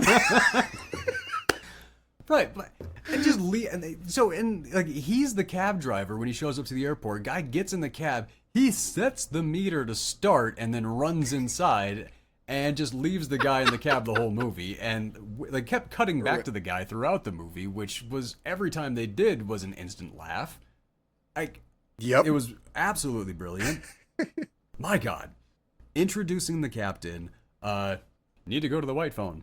And then he picks up the red phone. No, the white phone. Like, from the PA system. And, oh my God, that conversation. Again, another. Wow. And here's another one, because guess what? Here's something that I did not catch until this viewing. Of all the times that I have seen this movie, there was a new joke that I saw for the first time. And that's when we're seeing the captain, and he's... Huh? Go ahead. No. When we see before he gets the call, he's standing at a magazine stand. He's reading like a Golf Daily or something like that. But right next to him are a bunch of porn magazines, and there's literally a label under them that says "fat material." What? Or I'm sorry, whack material, and a bunch of nudie magazines, all sitting there on the rack, right next to where. I did see the whack material, but you blew my mind when you said fat material. I was like, wait, huh? Right? Yeah. No. Sorry. Yeah. No, that killed me. The phone call from the guy at the Mayo Clinic and the beating heart that's just sitting on his desk and then bouncing around and dancing, and he's like we have the Mayo Clinic. He's like, understood. Hold the Mayo. And when he goes to hold the Mayo, the double entendre of that Those are my kind of jokes that will absolutely floor me, and how incredibly perfect they put them into almost every 10 seconds of this movie. Yeah. I need We have another call from 1,000 more times. Yes, and many people do. Yeah, for good reason. Exactly what I'm saying. We got another call. Hold the mayo. I loved that. I love that in ways. It's Mr. Ham. Oh, it's Mr. Yes. Ham on line 5, and he says, "Okay, give me ham on 5 and hold the mayo." Yes. Oh my God! Right? Yes. Jesus Christ. Kind of weird to see a Vietnam veteran be young, like just with us aging and as the world is continuing. It's so weird to see a Vietnam vet look younger than me. Weird. Right. Yeah. A scene that comes in later on with Rex as well is just, thank you for punching the solicitor. I know some of them have good hearts and everything like that, and they're trying to do good in the world. But most of them are wildly annoying, and they just do not know how to take no for an answer. And my God. Well, and this was kind of a weird thing for me too, because like at that point in my life when this movie was most popular and I was watching it all the time, the only airport I had ever been to in my entire life was either the Portland airport or the Boise airport, going back and forth between my two parents. I had never been to the New York airport, the LA airport. I'd never been to any other airport. I had never, ever seen these solicitors ever in my life. I had no idea what was going on. I thought they were literally just random people that they were throwing into the movie, but it was still funny. Constantly when I lived in LA, everywhere. Every building, every place I went to, constantly. So I don't know how long that's been going on in LA, but the fact that it was such an epic joke in this movie tells me it's been going on for at least 50 years. At a bare minimum, yeah. The mechanic treating the plane like a car and buying a smoking ticket, and the literal ticket is actually smoking. And then, oh my God. Like, and the good old days of air travel when you could literally make it all the way to the gate before anyone's asked you what you're doing there, and you could buy a ticket on the spot, no luggage. Like, yeah, at the gate. You could walk up to the gate and ask if a crew member is on this plane, and they'll answer you yes or no, and if you say yes, well then I'll take a ticket to this flight, and that's perfectly normal in 1979. The apparently. world pre 9/11. Wow. Yeah. Yeah, man. No, I could not stop laughing with the background mechanic treating the plane like it's a regular old ass car that it's hard to get the hood down. Like all these things checking the right. Yeah. Which planes have dipsticks, I'm sure, and like all of these things, but it and then they even different. kick in that extra bit of, and then they even kick in a little of that extra like realism. Like after he's pulled the hood up, checked the oil, and he can't get the thing down, he decides to do what mechanics do. He jumps on it and tries to slam it down. But because he's on an airplane that's many hundreds of feet up in the air, he falls to his death. You hear him go, "Oh!" Well, like boom. Okay, sure. Okay. We're not taking off yet.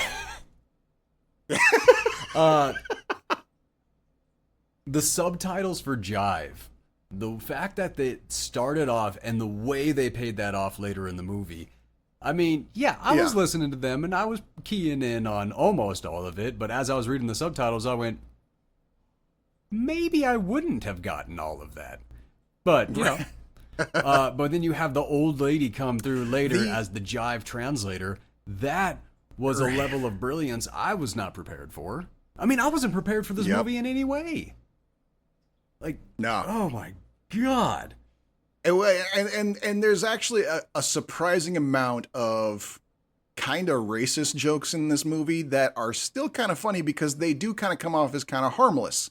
You know, they're kind of more making fun of the movies than they are making fun of the racists. And I think that's why it plays, because they are making fun of the movies and how many times we see stuff like that in the movies and all this.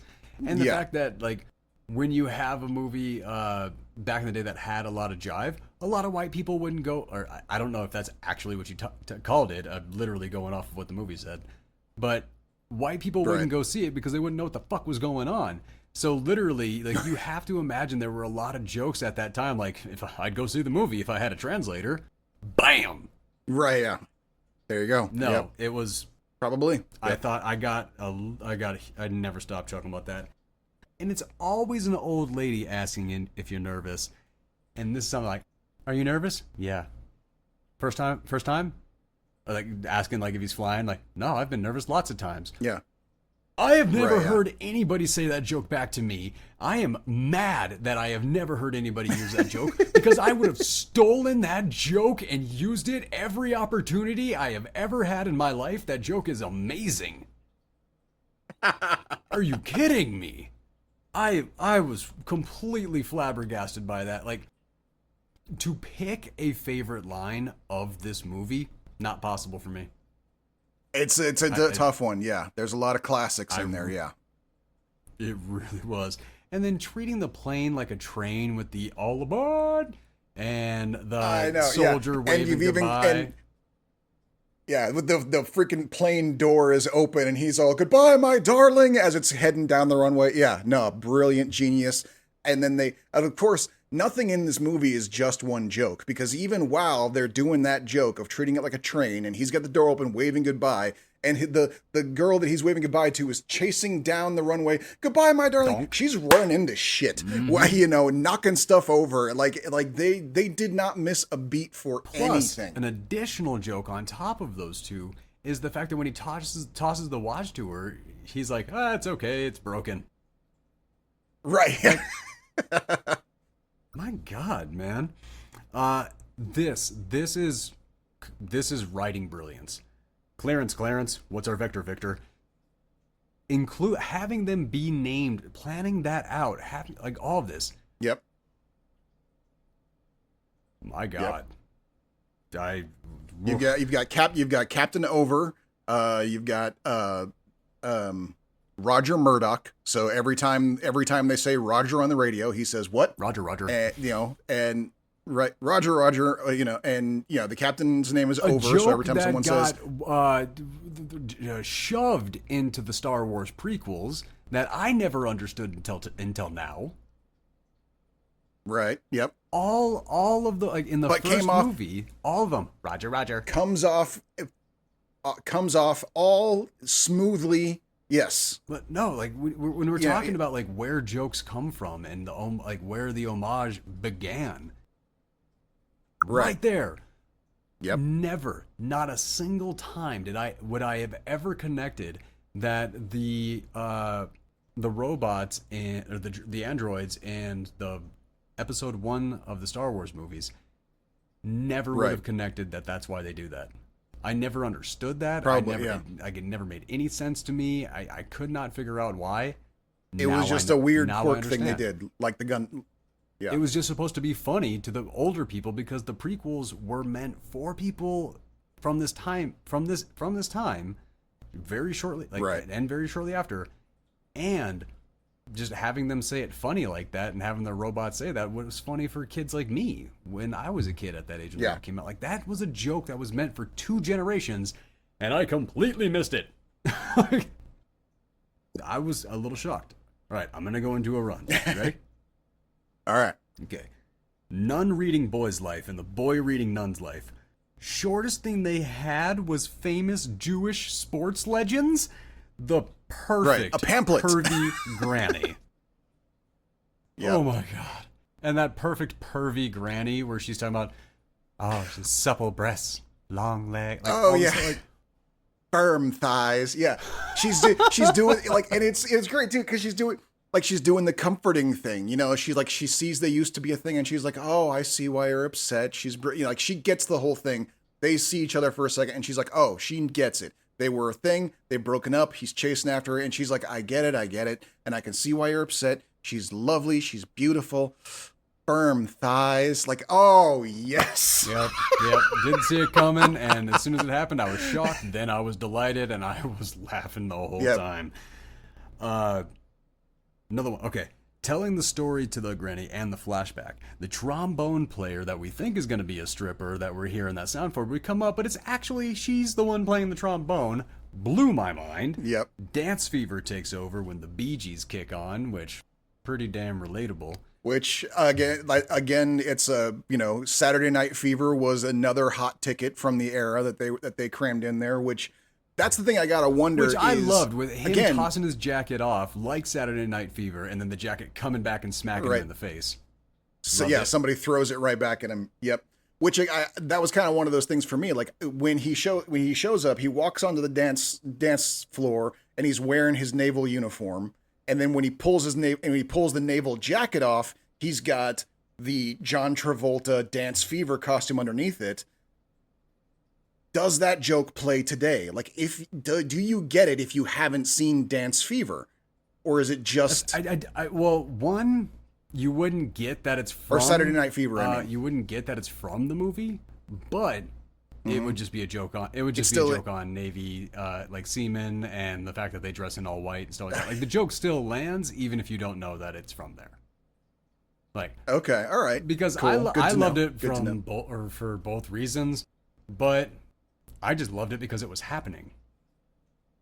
Yeah, I didn't need to get it. It was funny enough. It was just an obviously brilliant costume change just from taking his uniform off. He's taking his jacket off. Which, by the way, the brutality of that Girl Scout battle was awesome. That was brilliant. I love that remains one of my favorite moments. That's another thing that should be recreated more often. Agreed. I would love to see that.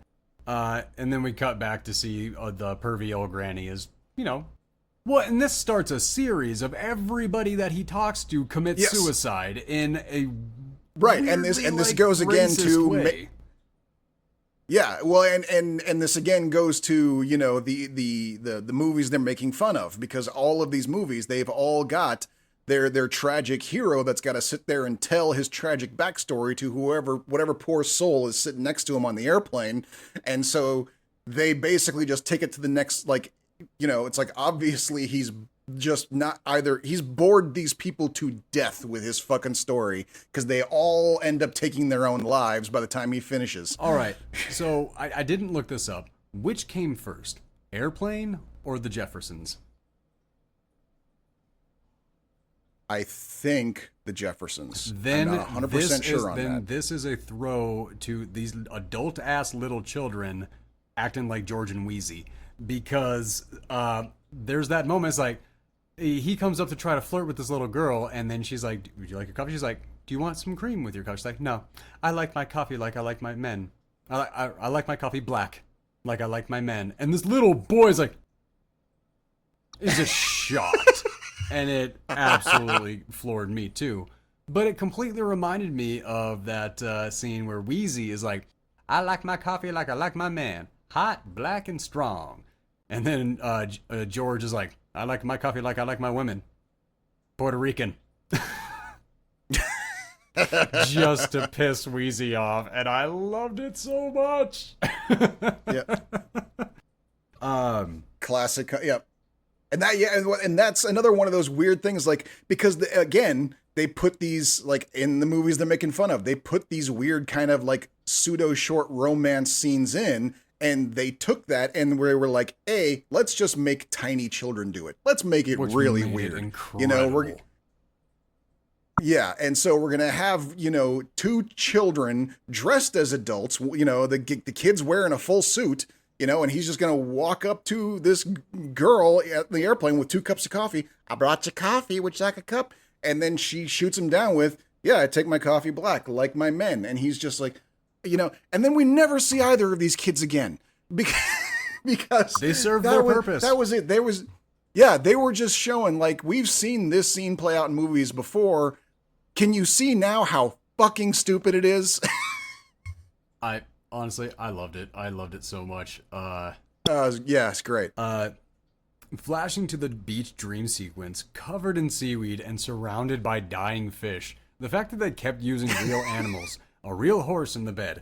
Real fish sitting there. Oh, the horse. We're not at the horse in the bed yet, but oh my God. When we get there. Joey checks to check out the cockpit and bust Kareem, which we did talk about. Clarence is chill, like, that is have probably. You ever been to a Turkish we need to hold on bathhouse? Yeah, we need to talk about that scene because there's maybe 2 or 3 scenes in this movie that have and will live on in infamy. All right, go for it. And the first one of those is when Timmy comes into the cockpit for the first time, because we've got like 3 layers of insane, brilliant, timeless humor in here. First, you've got the kid, you got the kid. He's like, I've never, I'm so excited to see the cockpit. I've never been in the plane before. And there's the captain of he starts off like, the kid's like, he's like, you ever been up in the cockpit before? No, I've never been in a plane before. You ever seen a grown man naked? Like, right out of the bat, like, just, all the creepy pilots from all the movies before just laid bare right there. He's going full in. You ever seen a grown man naked? You ever just like hanging out at the gymnasium? Like, and then the kid just ignores him and turns and goes, hey, I know you. You're Kareem Abdul-Jabbar. And he's like, no, I don't know. And Kareem's and this is the amazing thing. This man is a professional basketball player. To my knowledge, he has never acted before. But holy shit, he nails this scene. He looks just as annoyed as he should. He looks like someone trying to stay in character while some fucking kid is going, hey, I've seen you on TV, and until he finally breaks. And the kid goes like, my dad's got season tickets. And he says, you don't try hard enough. And Kareem turns and grabs the child and goes, I'm out there busting my butt every night. I loved it. It worked. It fit. Yeah. The thing was, like, it's not because he's such a tremendous actor or anything like that, or he really delivered a stunning performance. It's because his character was Kareem Abdul-Jabbar trying to stay in character. So, like, exactly, yes. What he did was exactly what he was like. It was completely perfect. They gently natural. Navigated it. Yes, I loved it. Absolutely, 100%. And then the scene caps off. Might be my favorite. Oh, go finish the scene. But then after the kid finally backs off and he's like, okay, I'm gonna leave you alone. The cap off of the scene is the captain, completely oblivious to what's just happened, turned to the kid and goes, hey, Timmy, do you like movies about gladiators? Like, and that's the end of the scene. Like, we have got 5 solid minutes of perfect comedy right there. You literally don't have to see any more of the movie. If you see just those 5 minutes, you have laughed more than you will laugh in a week. All right there. Maybe.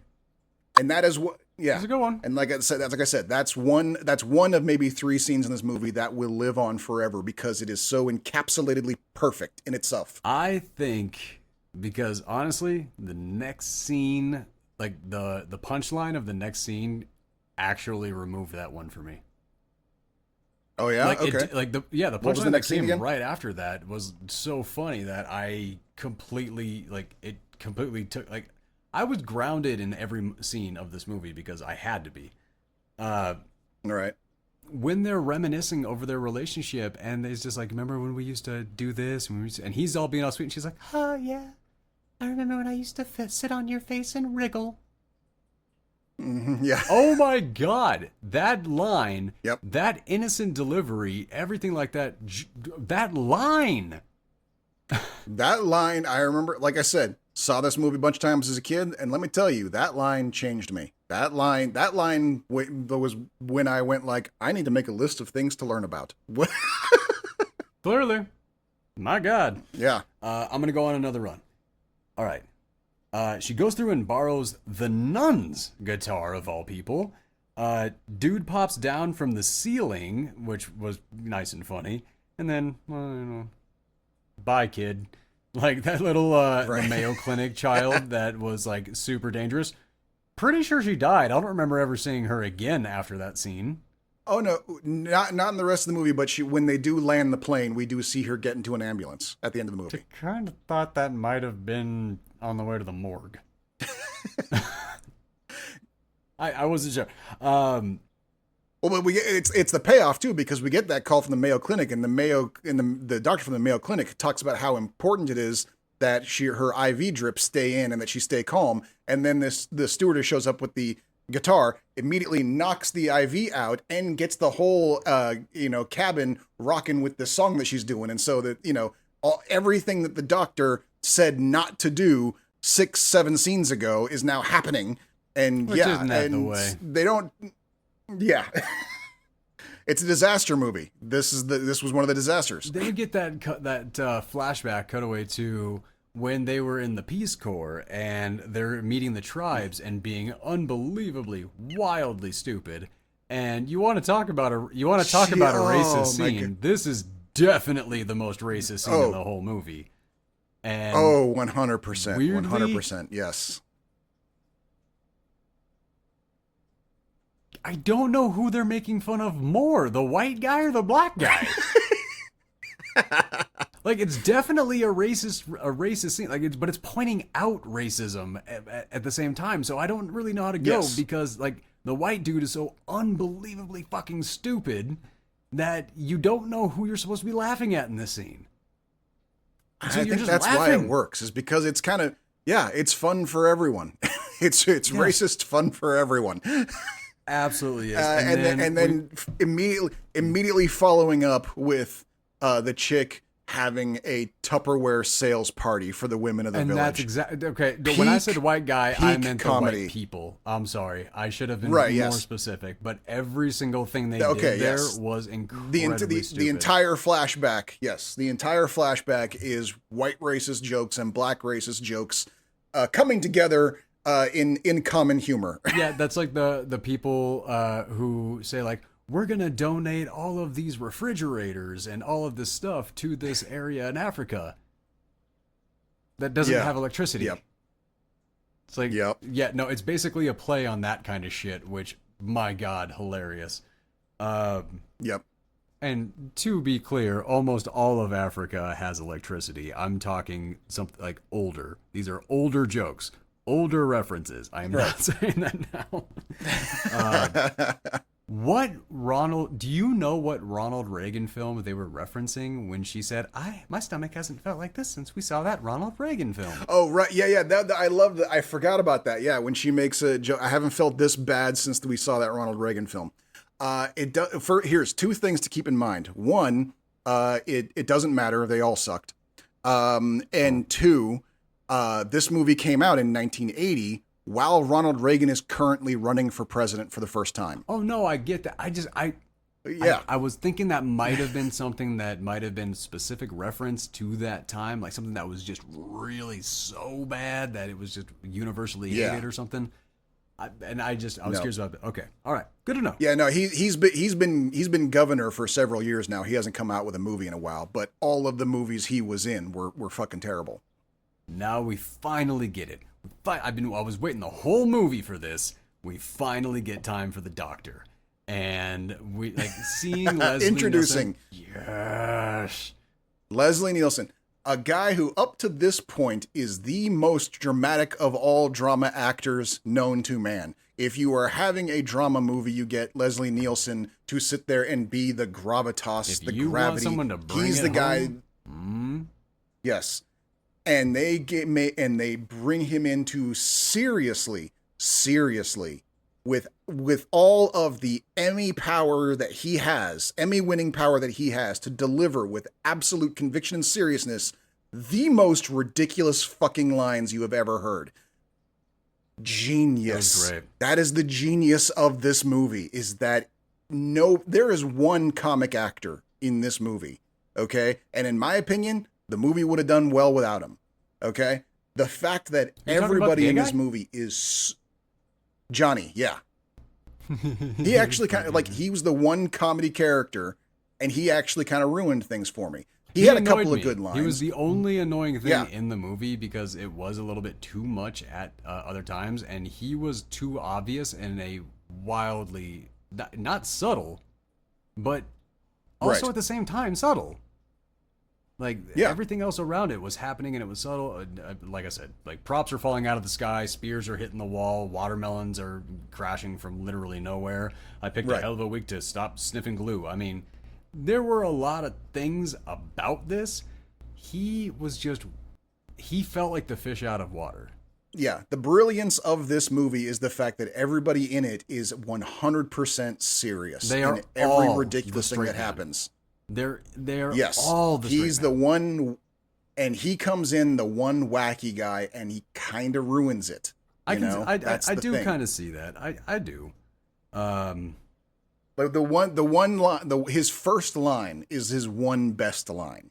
When he comes in and the guy turns to him and he goes, "Hey, how about some coffee, Johnny?" And he goes, "No, thanks," and keeps walking.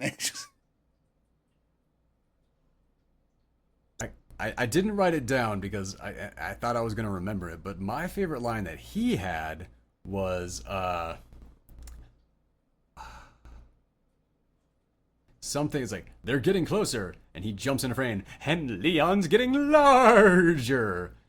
Oh, right, yeah, that came literally, like everything else in this movie, it came out of nowhere. But when he did that, him doing it was funny, but the look that he got from the guy afterwards kind of seemed like that was like a grip or something that wasn't even in the movie, and he's like, "What the fuck did I do?" Right. Like I was like, that was a great moment. But Leslie Nielsen, the way, like the double entendres and the double meanings behind everything is what made this so perfect. Mm-hmm. He asks him, "How far or how long until we can land?" "I can't tell." "You can tell me. I'm a doctor." Bah! My God! I was absolute 100% seriousness. Yes. Yeah. No, but okay. Like you like it's like, "I can't tell. You can tell me. I'm a doctor. Can you guess?" 2 hours. 2 hours till you can guess. Wow. Like, holy shit. Wow. That was absolutely incredible. I'm going to go on another run. You good? Go. Yeah. All right. Steak or fish? Yes, I remember. I had the lasagna. Like, it was like, oh my God. The bad fish, and then the pilot just reacting to everything as it's going. All of a sudden, muscle spasms and all this, and all that started kicking up. And then what do we see? The whole plane jiggling, and we see the Jello jiggling with the Jello's nipple. Then we see the close-up on the woman, like sitting in her seat, really going to town to get as much jiggle as she could get going. Yep. But there is something I want to say, because the last episode we did, I had that moment about if your boobs are in the story and they don't belong in the story, it kind of takes you out of it. Weirdly, this was the perfect use of boobs in a movie. Like weirdly, I don't know how to actually say that without coming across weird or creepy. I don't know. However, it's true. That was perfect. I'm gonna sideline you real quick here. Okay, all right. I'm gonna put your mind at ease here. All right, because this is something that I know. As men of the modern age, we have to do a lot of reevaluating of our behavior and our thought patterns and stuff like that, and it can be difficult. We know that there are certain behaviors that used to be lauded, especially when you're watching movies in the 90s. Now we're realizing, and to a certain degree, we're also kind of starting to wonder about our own personalities. It's easy enough to curb the behavior, but we're also starting to question our own thought processes. Okay, whether or not just even having the thought makes us a bad person. And I have lucked upon a solution to that, a life hack, if you will. Thanks to TikTok, and I have come to discover. Because and I have come to accept that if a lesbian can say it out loud on TikTok, then it's okay for me to think it. I'm going to go back on another run because this is where we get to meet Rex Kramer. All right. The hero dispatch office scene and needs someone who won't buckle under pressure. The fact that they shouted out, "How about Mr. Rogers?" Thank you for doing that. That was incredible. Thank you. And then the fact, because when he dropped his cigarette, and he was like, after the, "What about Mr. Rogers?" I thought we were gonna get Mr. Rogers, and man, how much of a misdirect it was for him to respond that way and then go, "Get me Rex Kramer," which Mr. Unsolved Mysteries himself. I know. Yep. I know. And not to and while you were on the subject, hats off to the amount of cigarette physical comedy in this movie. We just don't get that anymore. Smoking is not a thing, but oh my God, the cigarette was used for every possible joke you could possibly think of for a cigarette. God damn, did they? It was every time. Yeah, no, it landed every time.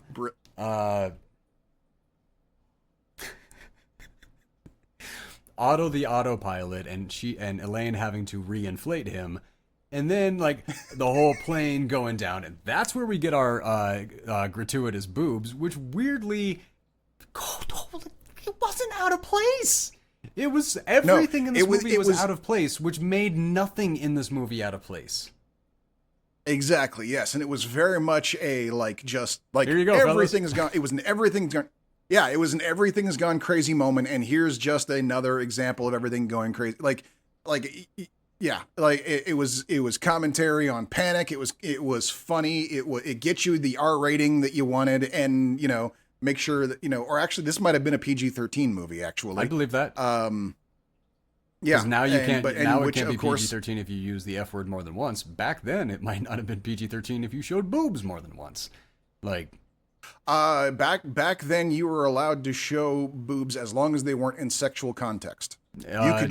That's true, why there were so many. It was even more. It was even beyond that. European National Lampoon's European Vacation. Mm-hmm. That was PG-13. Yeah, those boobs were sexual context. Yes, I mean they weren't having sex. They were. Rusty was. That's what the next scene was. That was clearly implied. Rusty was becoming a man. And they because there was enough of a divide, I guess. Like they were much cooler about it back then than they are now, for sure. But yeah, I mean that's why, especially in the 80s, there were so many movies that just had gratuitous shower scenes in them because you were able to get your 15-year-old audience in with a promise of nudity without an R rating to keep them out the doors. This is that moment where you need to find somebody or to find someone to fly the plane who didn't have fish for dinner. And is there anyone knows how to fly a plane? Full panic. And just full panic. The plane's going down. Why the doctor is doing a pap smear on the plane doesn't matter. Oh my God, that was hilarious. For the people who know what that is. Full stirrups and everything. Yeah, for the people who didn't know that men don't go through, are ever in a position like that, they might not know what was happening in that position. But he was giving a pap smear on the plane, mid-tragedy. Yep. Amazing. Yes. Rex Kramer's, showing up at Rex Kramer's home and that feisty-ass dog had me laughing the whole time. But then when he leaves, that mirror misdirect completely got me. I was completely fooled by that, and I was so happy because I usually catch that. But they completely got me. And this movie's awesome. Yep. Our problem, cockpit. What is it? It's the little room in the front of the plane. Those were my, that series of jokes. No, that was a running gag. That series of jokes was absolutely my favorite because stepping into those in general conversation, really easy. Planning those out, oh my God. Yep. Oh my God. And even though they did it like 6 times in this movie, and they did it with such quick pace that you're caught off by surprise every time. Every time, it's like, I need to get these people to the hospital. The hospital? What is it? It's a building where the patients are, and it's like every it's like we just got word back from the Pentagon. The Pentagon, what is it? It's a big building in Washington where the generals live. Like everything. Just one after, and every single time they did it so fast, you never see it coming, no matter how many times they do it. The straight delivery was so good. And this is that moment. Surely you can't be serious. Of course I'm serious. Of course I'm serious. And don't call me Shirley. That is the another line classic from moment. Airplane that dominated everything. If there is one line that survived this movie and became part of the American zeitgeist, it is, of course I'm serious. don't call me Shirley. Yep, at 100%. That line will outlive us all and our grandchildren. Oh, I completely believe that. Oh, okay. When they're talking to Stryker and he's like, "It's an entirely different type of flying, altogether," and then them just Altogether, surveys, yes. It's an entirely different kind of flying. Right, in unison, I altogether, had to back yes. that scene up because I didn't even understand it, because I never hear the word altogether anymore. So I was like, right, yes. Yeah. I didn't get it as a kid. I literally, it was like maybe, you know, seeing it for the upteenth time as a teenager was when I finally understood what that joke was after seeing it a dozen times like before when they were saying it back that to, is that is a very subtle much so, joke. because when they were saying it back to him, I was like, Yeah. wait, why did they? And then I backed it up to watch again. I was like, 'Cause this writing, fuck. The air control office, and as he's going through, bark in order, go here, do this, need this, emergency service, picks up the phone. I need a sandwich. Go take care of the children. Like all, and he talks to his wife, giving orders to his wife in the exact same way that he's in the office. That character, fucking loved him. Like as he was going, everything. brilliant. Yeah, absolutely. And he's the one that delivers us the, you know, and the joke that I kept going for most of my life, the I picked the wrong week to quit smoking. Like literally I'm not kidding. My entire time as a smoker, I was a smoker, I think for 15 years, I want to say. For 15 straight years of my life, I would constantly say, it looks like I picked the wrong week to quit smoking. Like Yep. I can say because that's the power of these scenes, man. That's the power of this incredible writing. I'm blown away by it. Rex driving with the green screen, which I thought the comedy of the green screen was just going to be how unbelievably fast the green screen, like the drive, like behind him was. But then we switch it over, and it's the friggin' cavalry in the Native American. Like there's horses and everything behind him. I'm like, okay, this went even further. Like I wasn't ready for any part of this movie. They did not miss. Yeah, they did not miss a thing. Everything gets a joke. And down to even like the end of it where you've got the passenger going, watch out. And then we see a bicycle slam against the front of the car and bounce away. And then in the green screen projection behind it, you see the cyclist going, asshole. He's like, yeah, I know that guy. And then he starts doing like the unsolved mystery, like what that guy does, just running on and telling a random ass story, which I have literally no room to talk. This was a moment I was like, I love that where the plan is like, no smoking and like and all that. And they have buckle your seats. Go back in Sedona. That one more racist jokes, but funny. But also a joke that not everybody is going to get. When Stryker hits gain on the instrument panel for the plane, and that levels out the plane. That is not a joke that everybody. That is a joke for music people and audio people. Right. That is a joke that we learned the significance of in just recent weeks. Yeah. Man, we had a run. That was that moment I was talking about with Rex. Okay. I'm going to go on a little run here. Rex taking out all of the solicitors, the passengers being the luggage to be claimed, props literally falling out of the sky for absolutely no reason. They decided to just do that for some reason. So much hatred for Kramer between Kramer and Stryker. And I love that, like, it was a great, like, just, like, it was great having them go back and forth, and both of that, like, the fact that it didn't happen the exact same way, Kramer kept his hand on the thing so Stryker could hear everything he was saying, and that's how that happened. Elaine was repeating everything Stryker was saying, and that's how Kramer heard everything. No. The same joke. The same joke, two different ways. Golden both times. Perfect both times. It was incredible. Oh, man. All right. I just said that. I was like, lady, stop trying with the makeup. It ain't going to happen.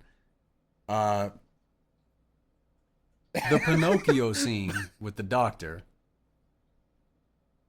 did a good job with that nose growing prop. So yeah, and then we have the Vulture like literally sitting over top Stryker because he's waiting for him to die. Thought that was great. The what do you make of this? This was a good one of those lines from that guy that we both agree is. It was okay. That one was okay. Yeah. What do you make of this? I make a hat. I'm sorry, that was just cute. Like that one kind of won me over because it was just too adorable. Yeah, I didn't care for it. Mrs. Over cheating with a horse. Oh my god, that scene. That scene. Oh my god. First of all, there's no reason to bring this character in. Not at all. Like, and so they're just like, let's call the pilot's wife so that she can come in and do whatever the fuck it is that she's gonna do. Be there. But they call, and it's like, it's the middle of the night. She's in bed. We see that, that one window light, and she's barely illuminated. She answers the phone and turns on the lamp, and now the whole room is illuminated, and we see a fucking horse in bed with her. Not a prop. A living horse lying in bed with her, and then she gets the call, and she's like, okay, I'll be there right away. Hangs up, turns and says to the horse, I have to go. There's juice in the fridge. And go out the back door. Go out the back door. I was amazed. I couldn't stop. This movie got me every time. Who even thinks of that? Like, what is the fevered mind going like, I have an idea. Let's have the pilot's wife fuck a horse. Right? I mean, where does that come from? That was amazing. That was absolutely amazing. Then them saying like, of course they're going to be able to do it. They have They have all the instruments, and then it cuts to them all jamming with like actual instruments. I thought that was hilarious. Jazz. They're playing a really great jazz quartet going on there. Yeah, I enjoyed it. A little bit out of it. Newspaper reels and news from around the world. Want some whiskey? Hell no. From the cocaine grandma. That was an incredible moment. It floored me. I was not ready for that. Disgusted that he should offer her a drink of whiskey, and then turns and bumps a line immediately. No. And then surely there's something you can do. There's nothing I can do. And don't. I'm doing everything I can. And stop calling me Shirley. Just like he's angry about it now. Yes, you have seen this movie many more times than me, so I'm gonna go with you on that. The nun jamming to Aretha. I don't even know why that was so funny. But it got me. I don't even know why, but it got me. And there was that lonely woman stewardess that is just talking about how she's like, well, and then the other lady comes in. Are you gonna be okay? Like, I'm scared, but at least I have a husband. Like, dude, damn. I can't take the pressure. Shit hits the fan. They literally throw shit at a fan. Yes. Like, why not? At this point in the movie, why not? This is that moment. The fog is getting thicker, and Leon is getting larger. I like that is just so much fun to say. That is why it's one of my top lines in the movie. It is just too much fun to say. But also, there is not a human being on this planet that I could ever do that joke to. Like that. That is the kind of thing that you can get away with when you're like a kid or something like that. But no. Everybody I know that is positioned for that joke would very not much take not it well. accept it. Yeah, no. You have to wait for a very, very cool friend to get pregnant. There you go. That's the one. That's the one. Yep. All the captains meet up at in the control tower. I thought, kind of a whatever scene. Dumping get all the lights on the runway, and then they literally dump just a bunch of lamps on the runway. Yep. They left. This is what we're doing. This movie leaves literally nothing on the table. Everything. I'm gonna say the one joke that is really not like, especially in this era, is having Air Israel Oh, and, yes. the representation there. That's probably that is the joke that is not like everything that else would in this not movie kind of work, like still kind of works. That one, I'm not so sure. that one did not. That's the one part of the movie that didn't age well. Yeah.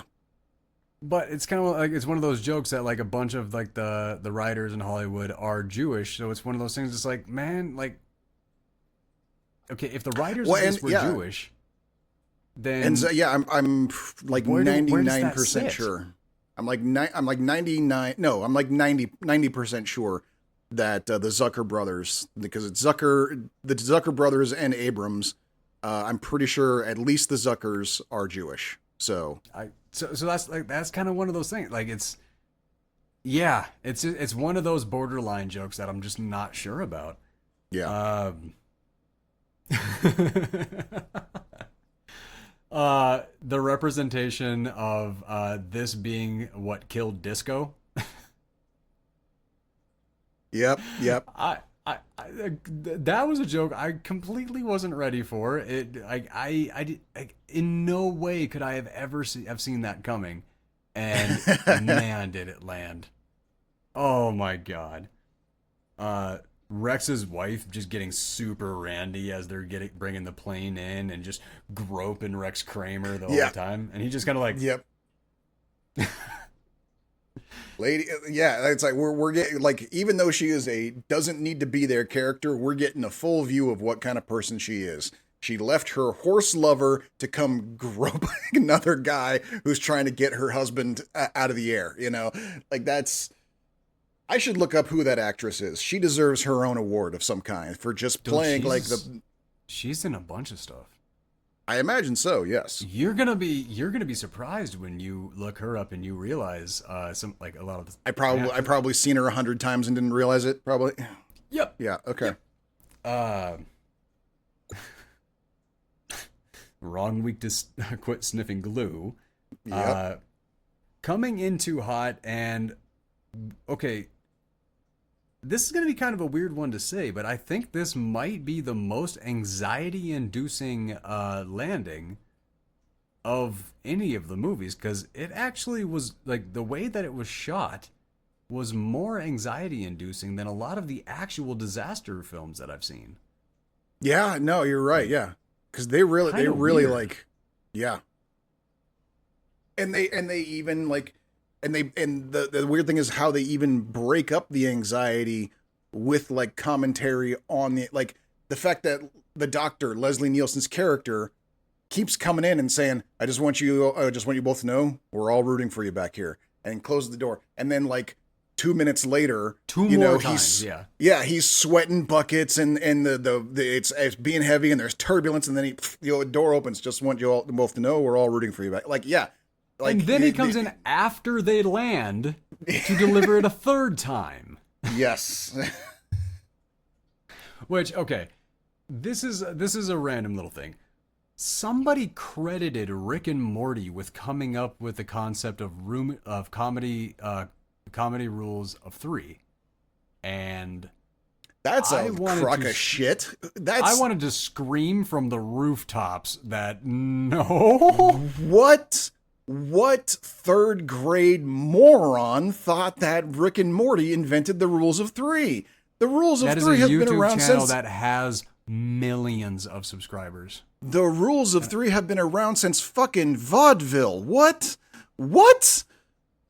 I don't understand. What? I don't understand where that came from. I was so disappointed in that channel when they said that. I was just no. We get shit wrong here on occasion. Nothing, nowhere even that is the most wrong I have ever heard.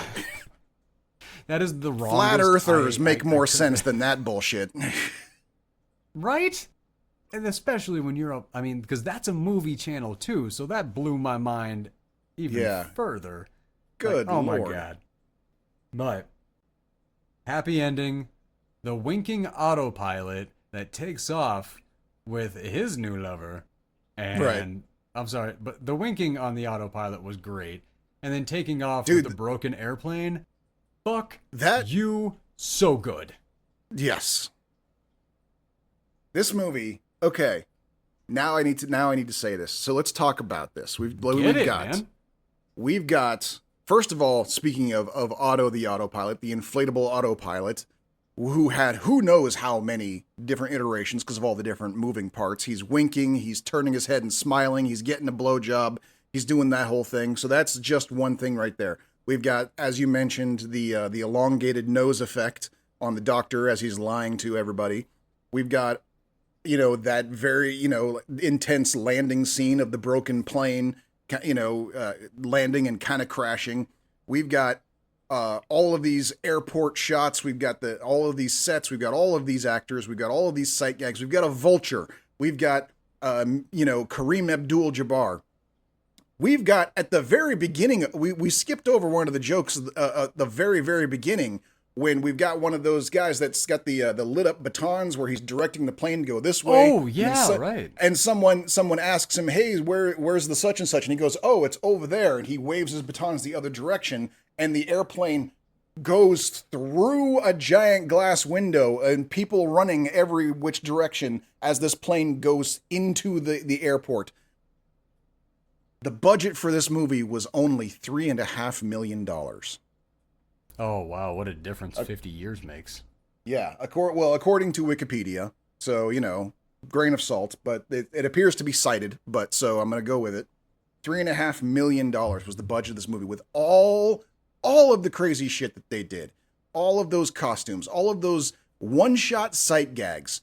The props, all those lamps that they just dumped onto the plane. The scene of the guy on the airplane as it's taken off like a train. Goodbye, my love. That whole bit. Like all of the shit that they had in this movie. Some of it mechanical marvels. Okay, we're talking practical effects on par with some of the biggest sci-fi movies of that same day. They did all of that for $3.5 million. Mind-blowing to think that they were able to do that. Agreed. But here's the reason why this genre of film caught on like wildfire. Why there was an Airplane 2.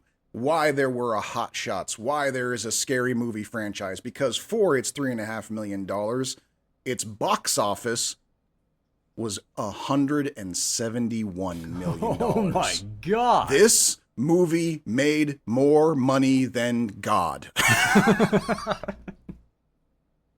That's... Wow. Yeah. What a run. That is incredible. And that's just the box office. Can Yeah. you imagine how much it's made since then in DVDs and cable reruns? And I mean, this movie's Digital still making media, money. everything. Yeah. I mean, this movie is on Amazon Prime at Ultra HD. So they redid it in HD. They redid it in UHD. They are never going to let this go because my conclusion, this is a must-see. This is obviously a must-see. Everybody's going to fucking agree with that. Yes.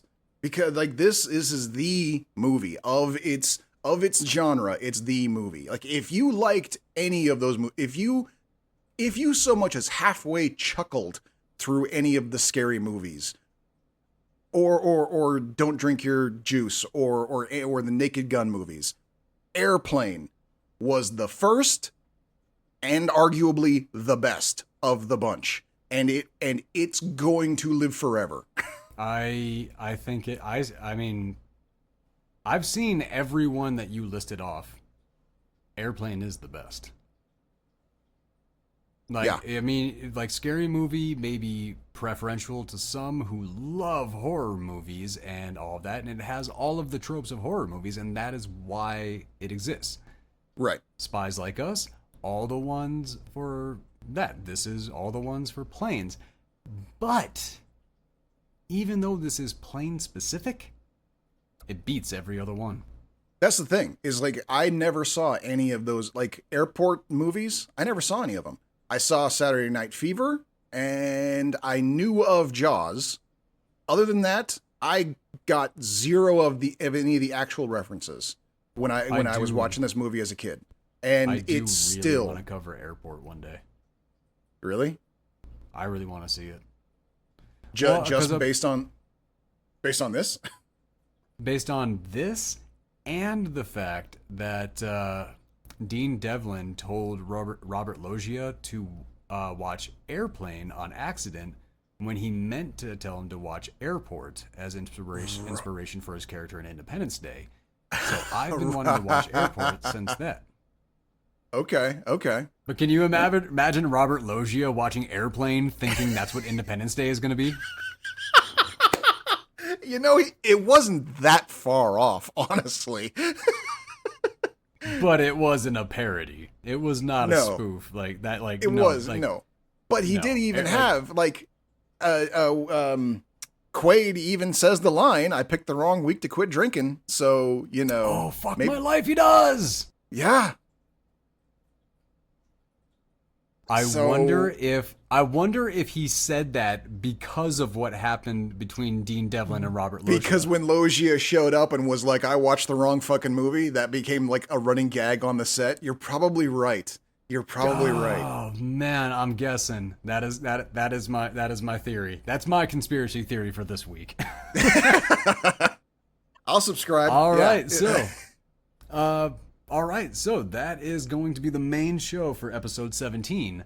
What do you have for me for next week?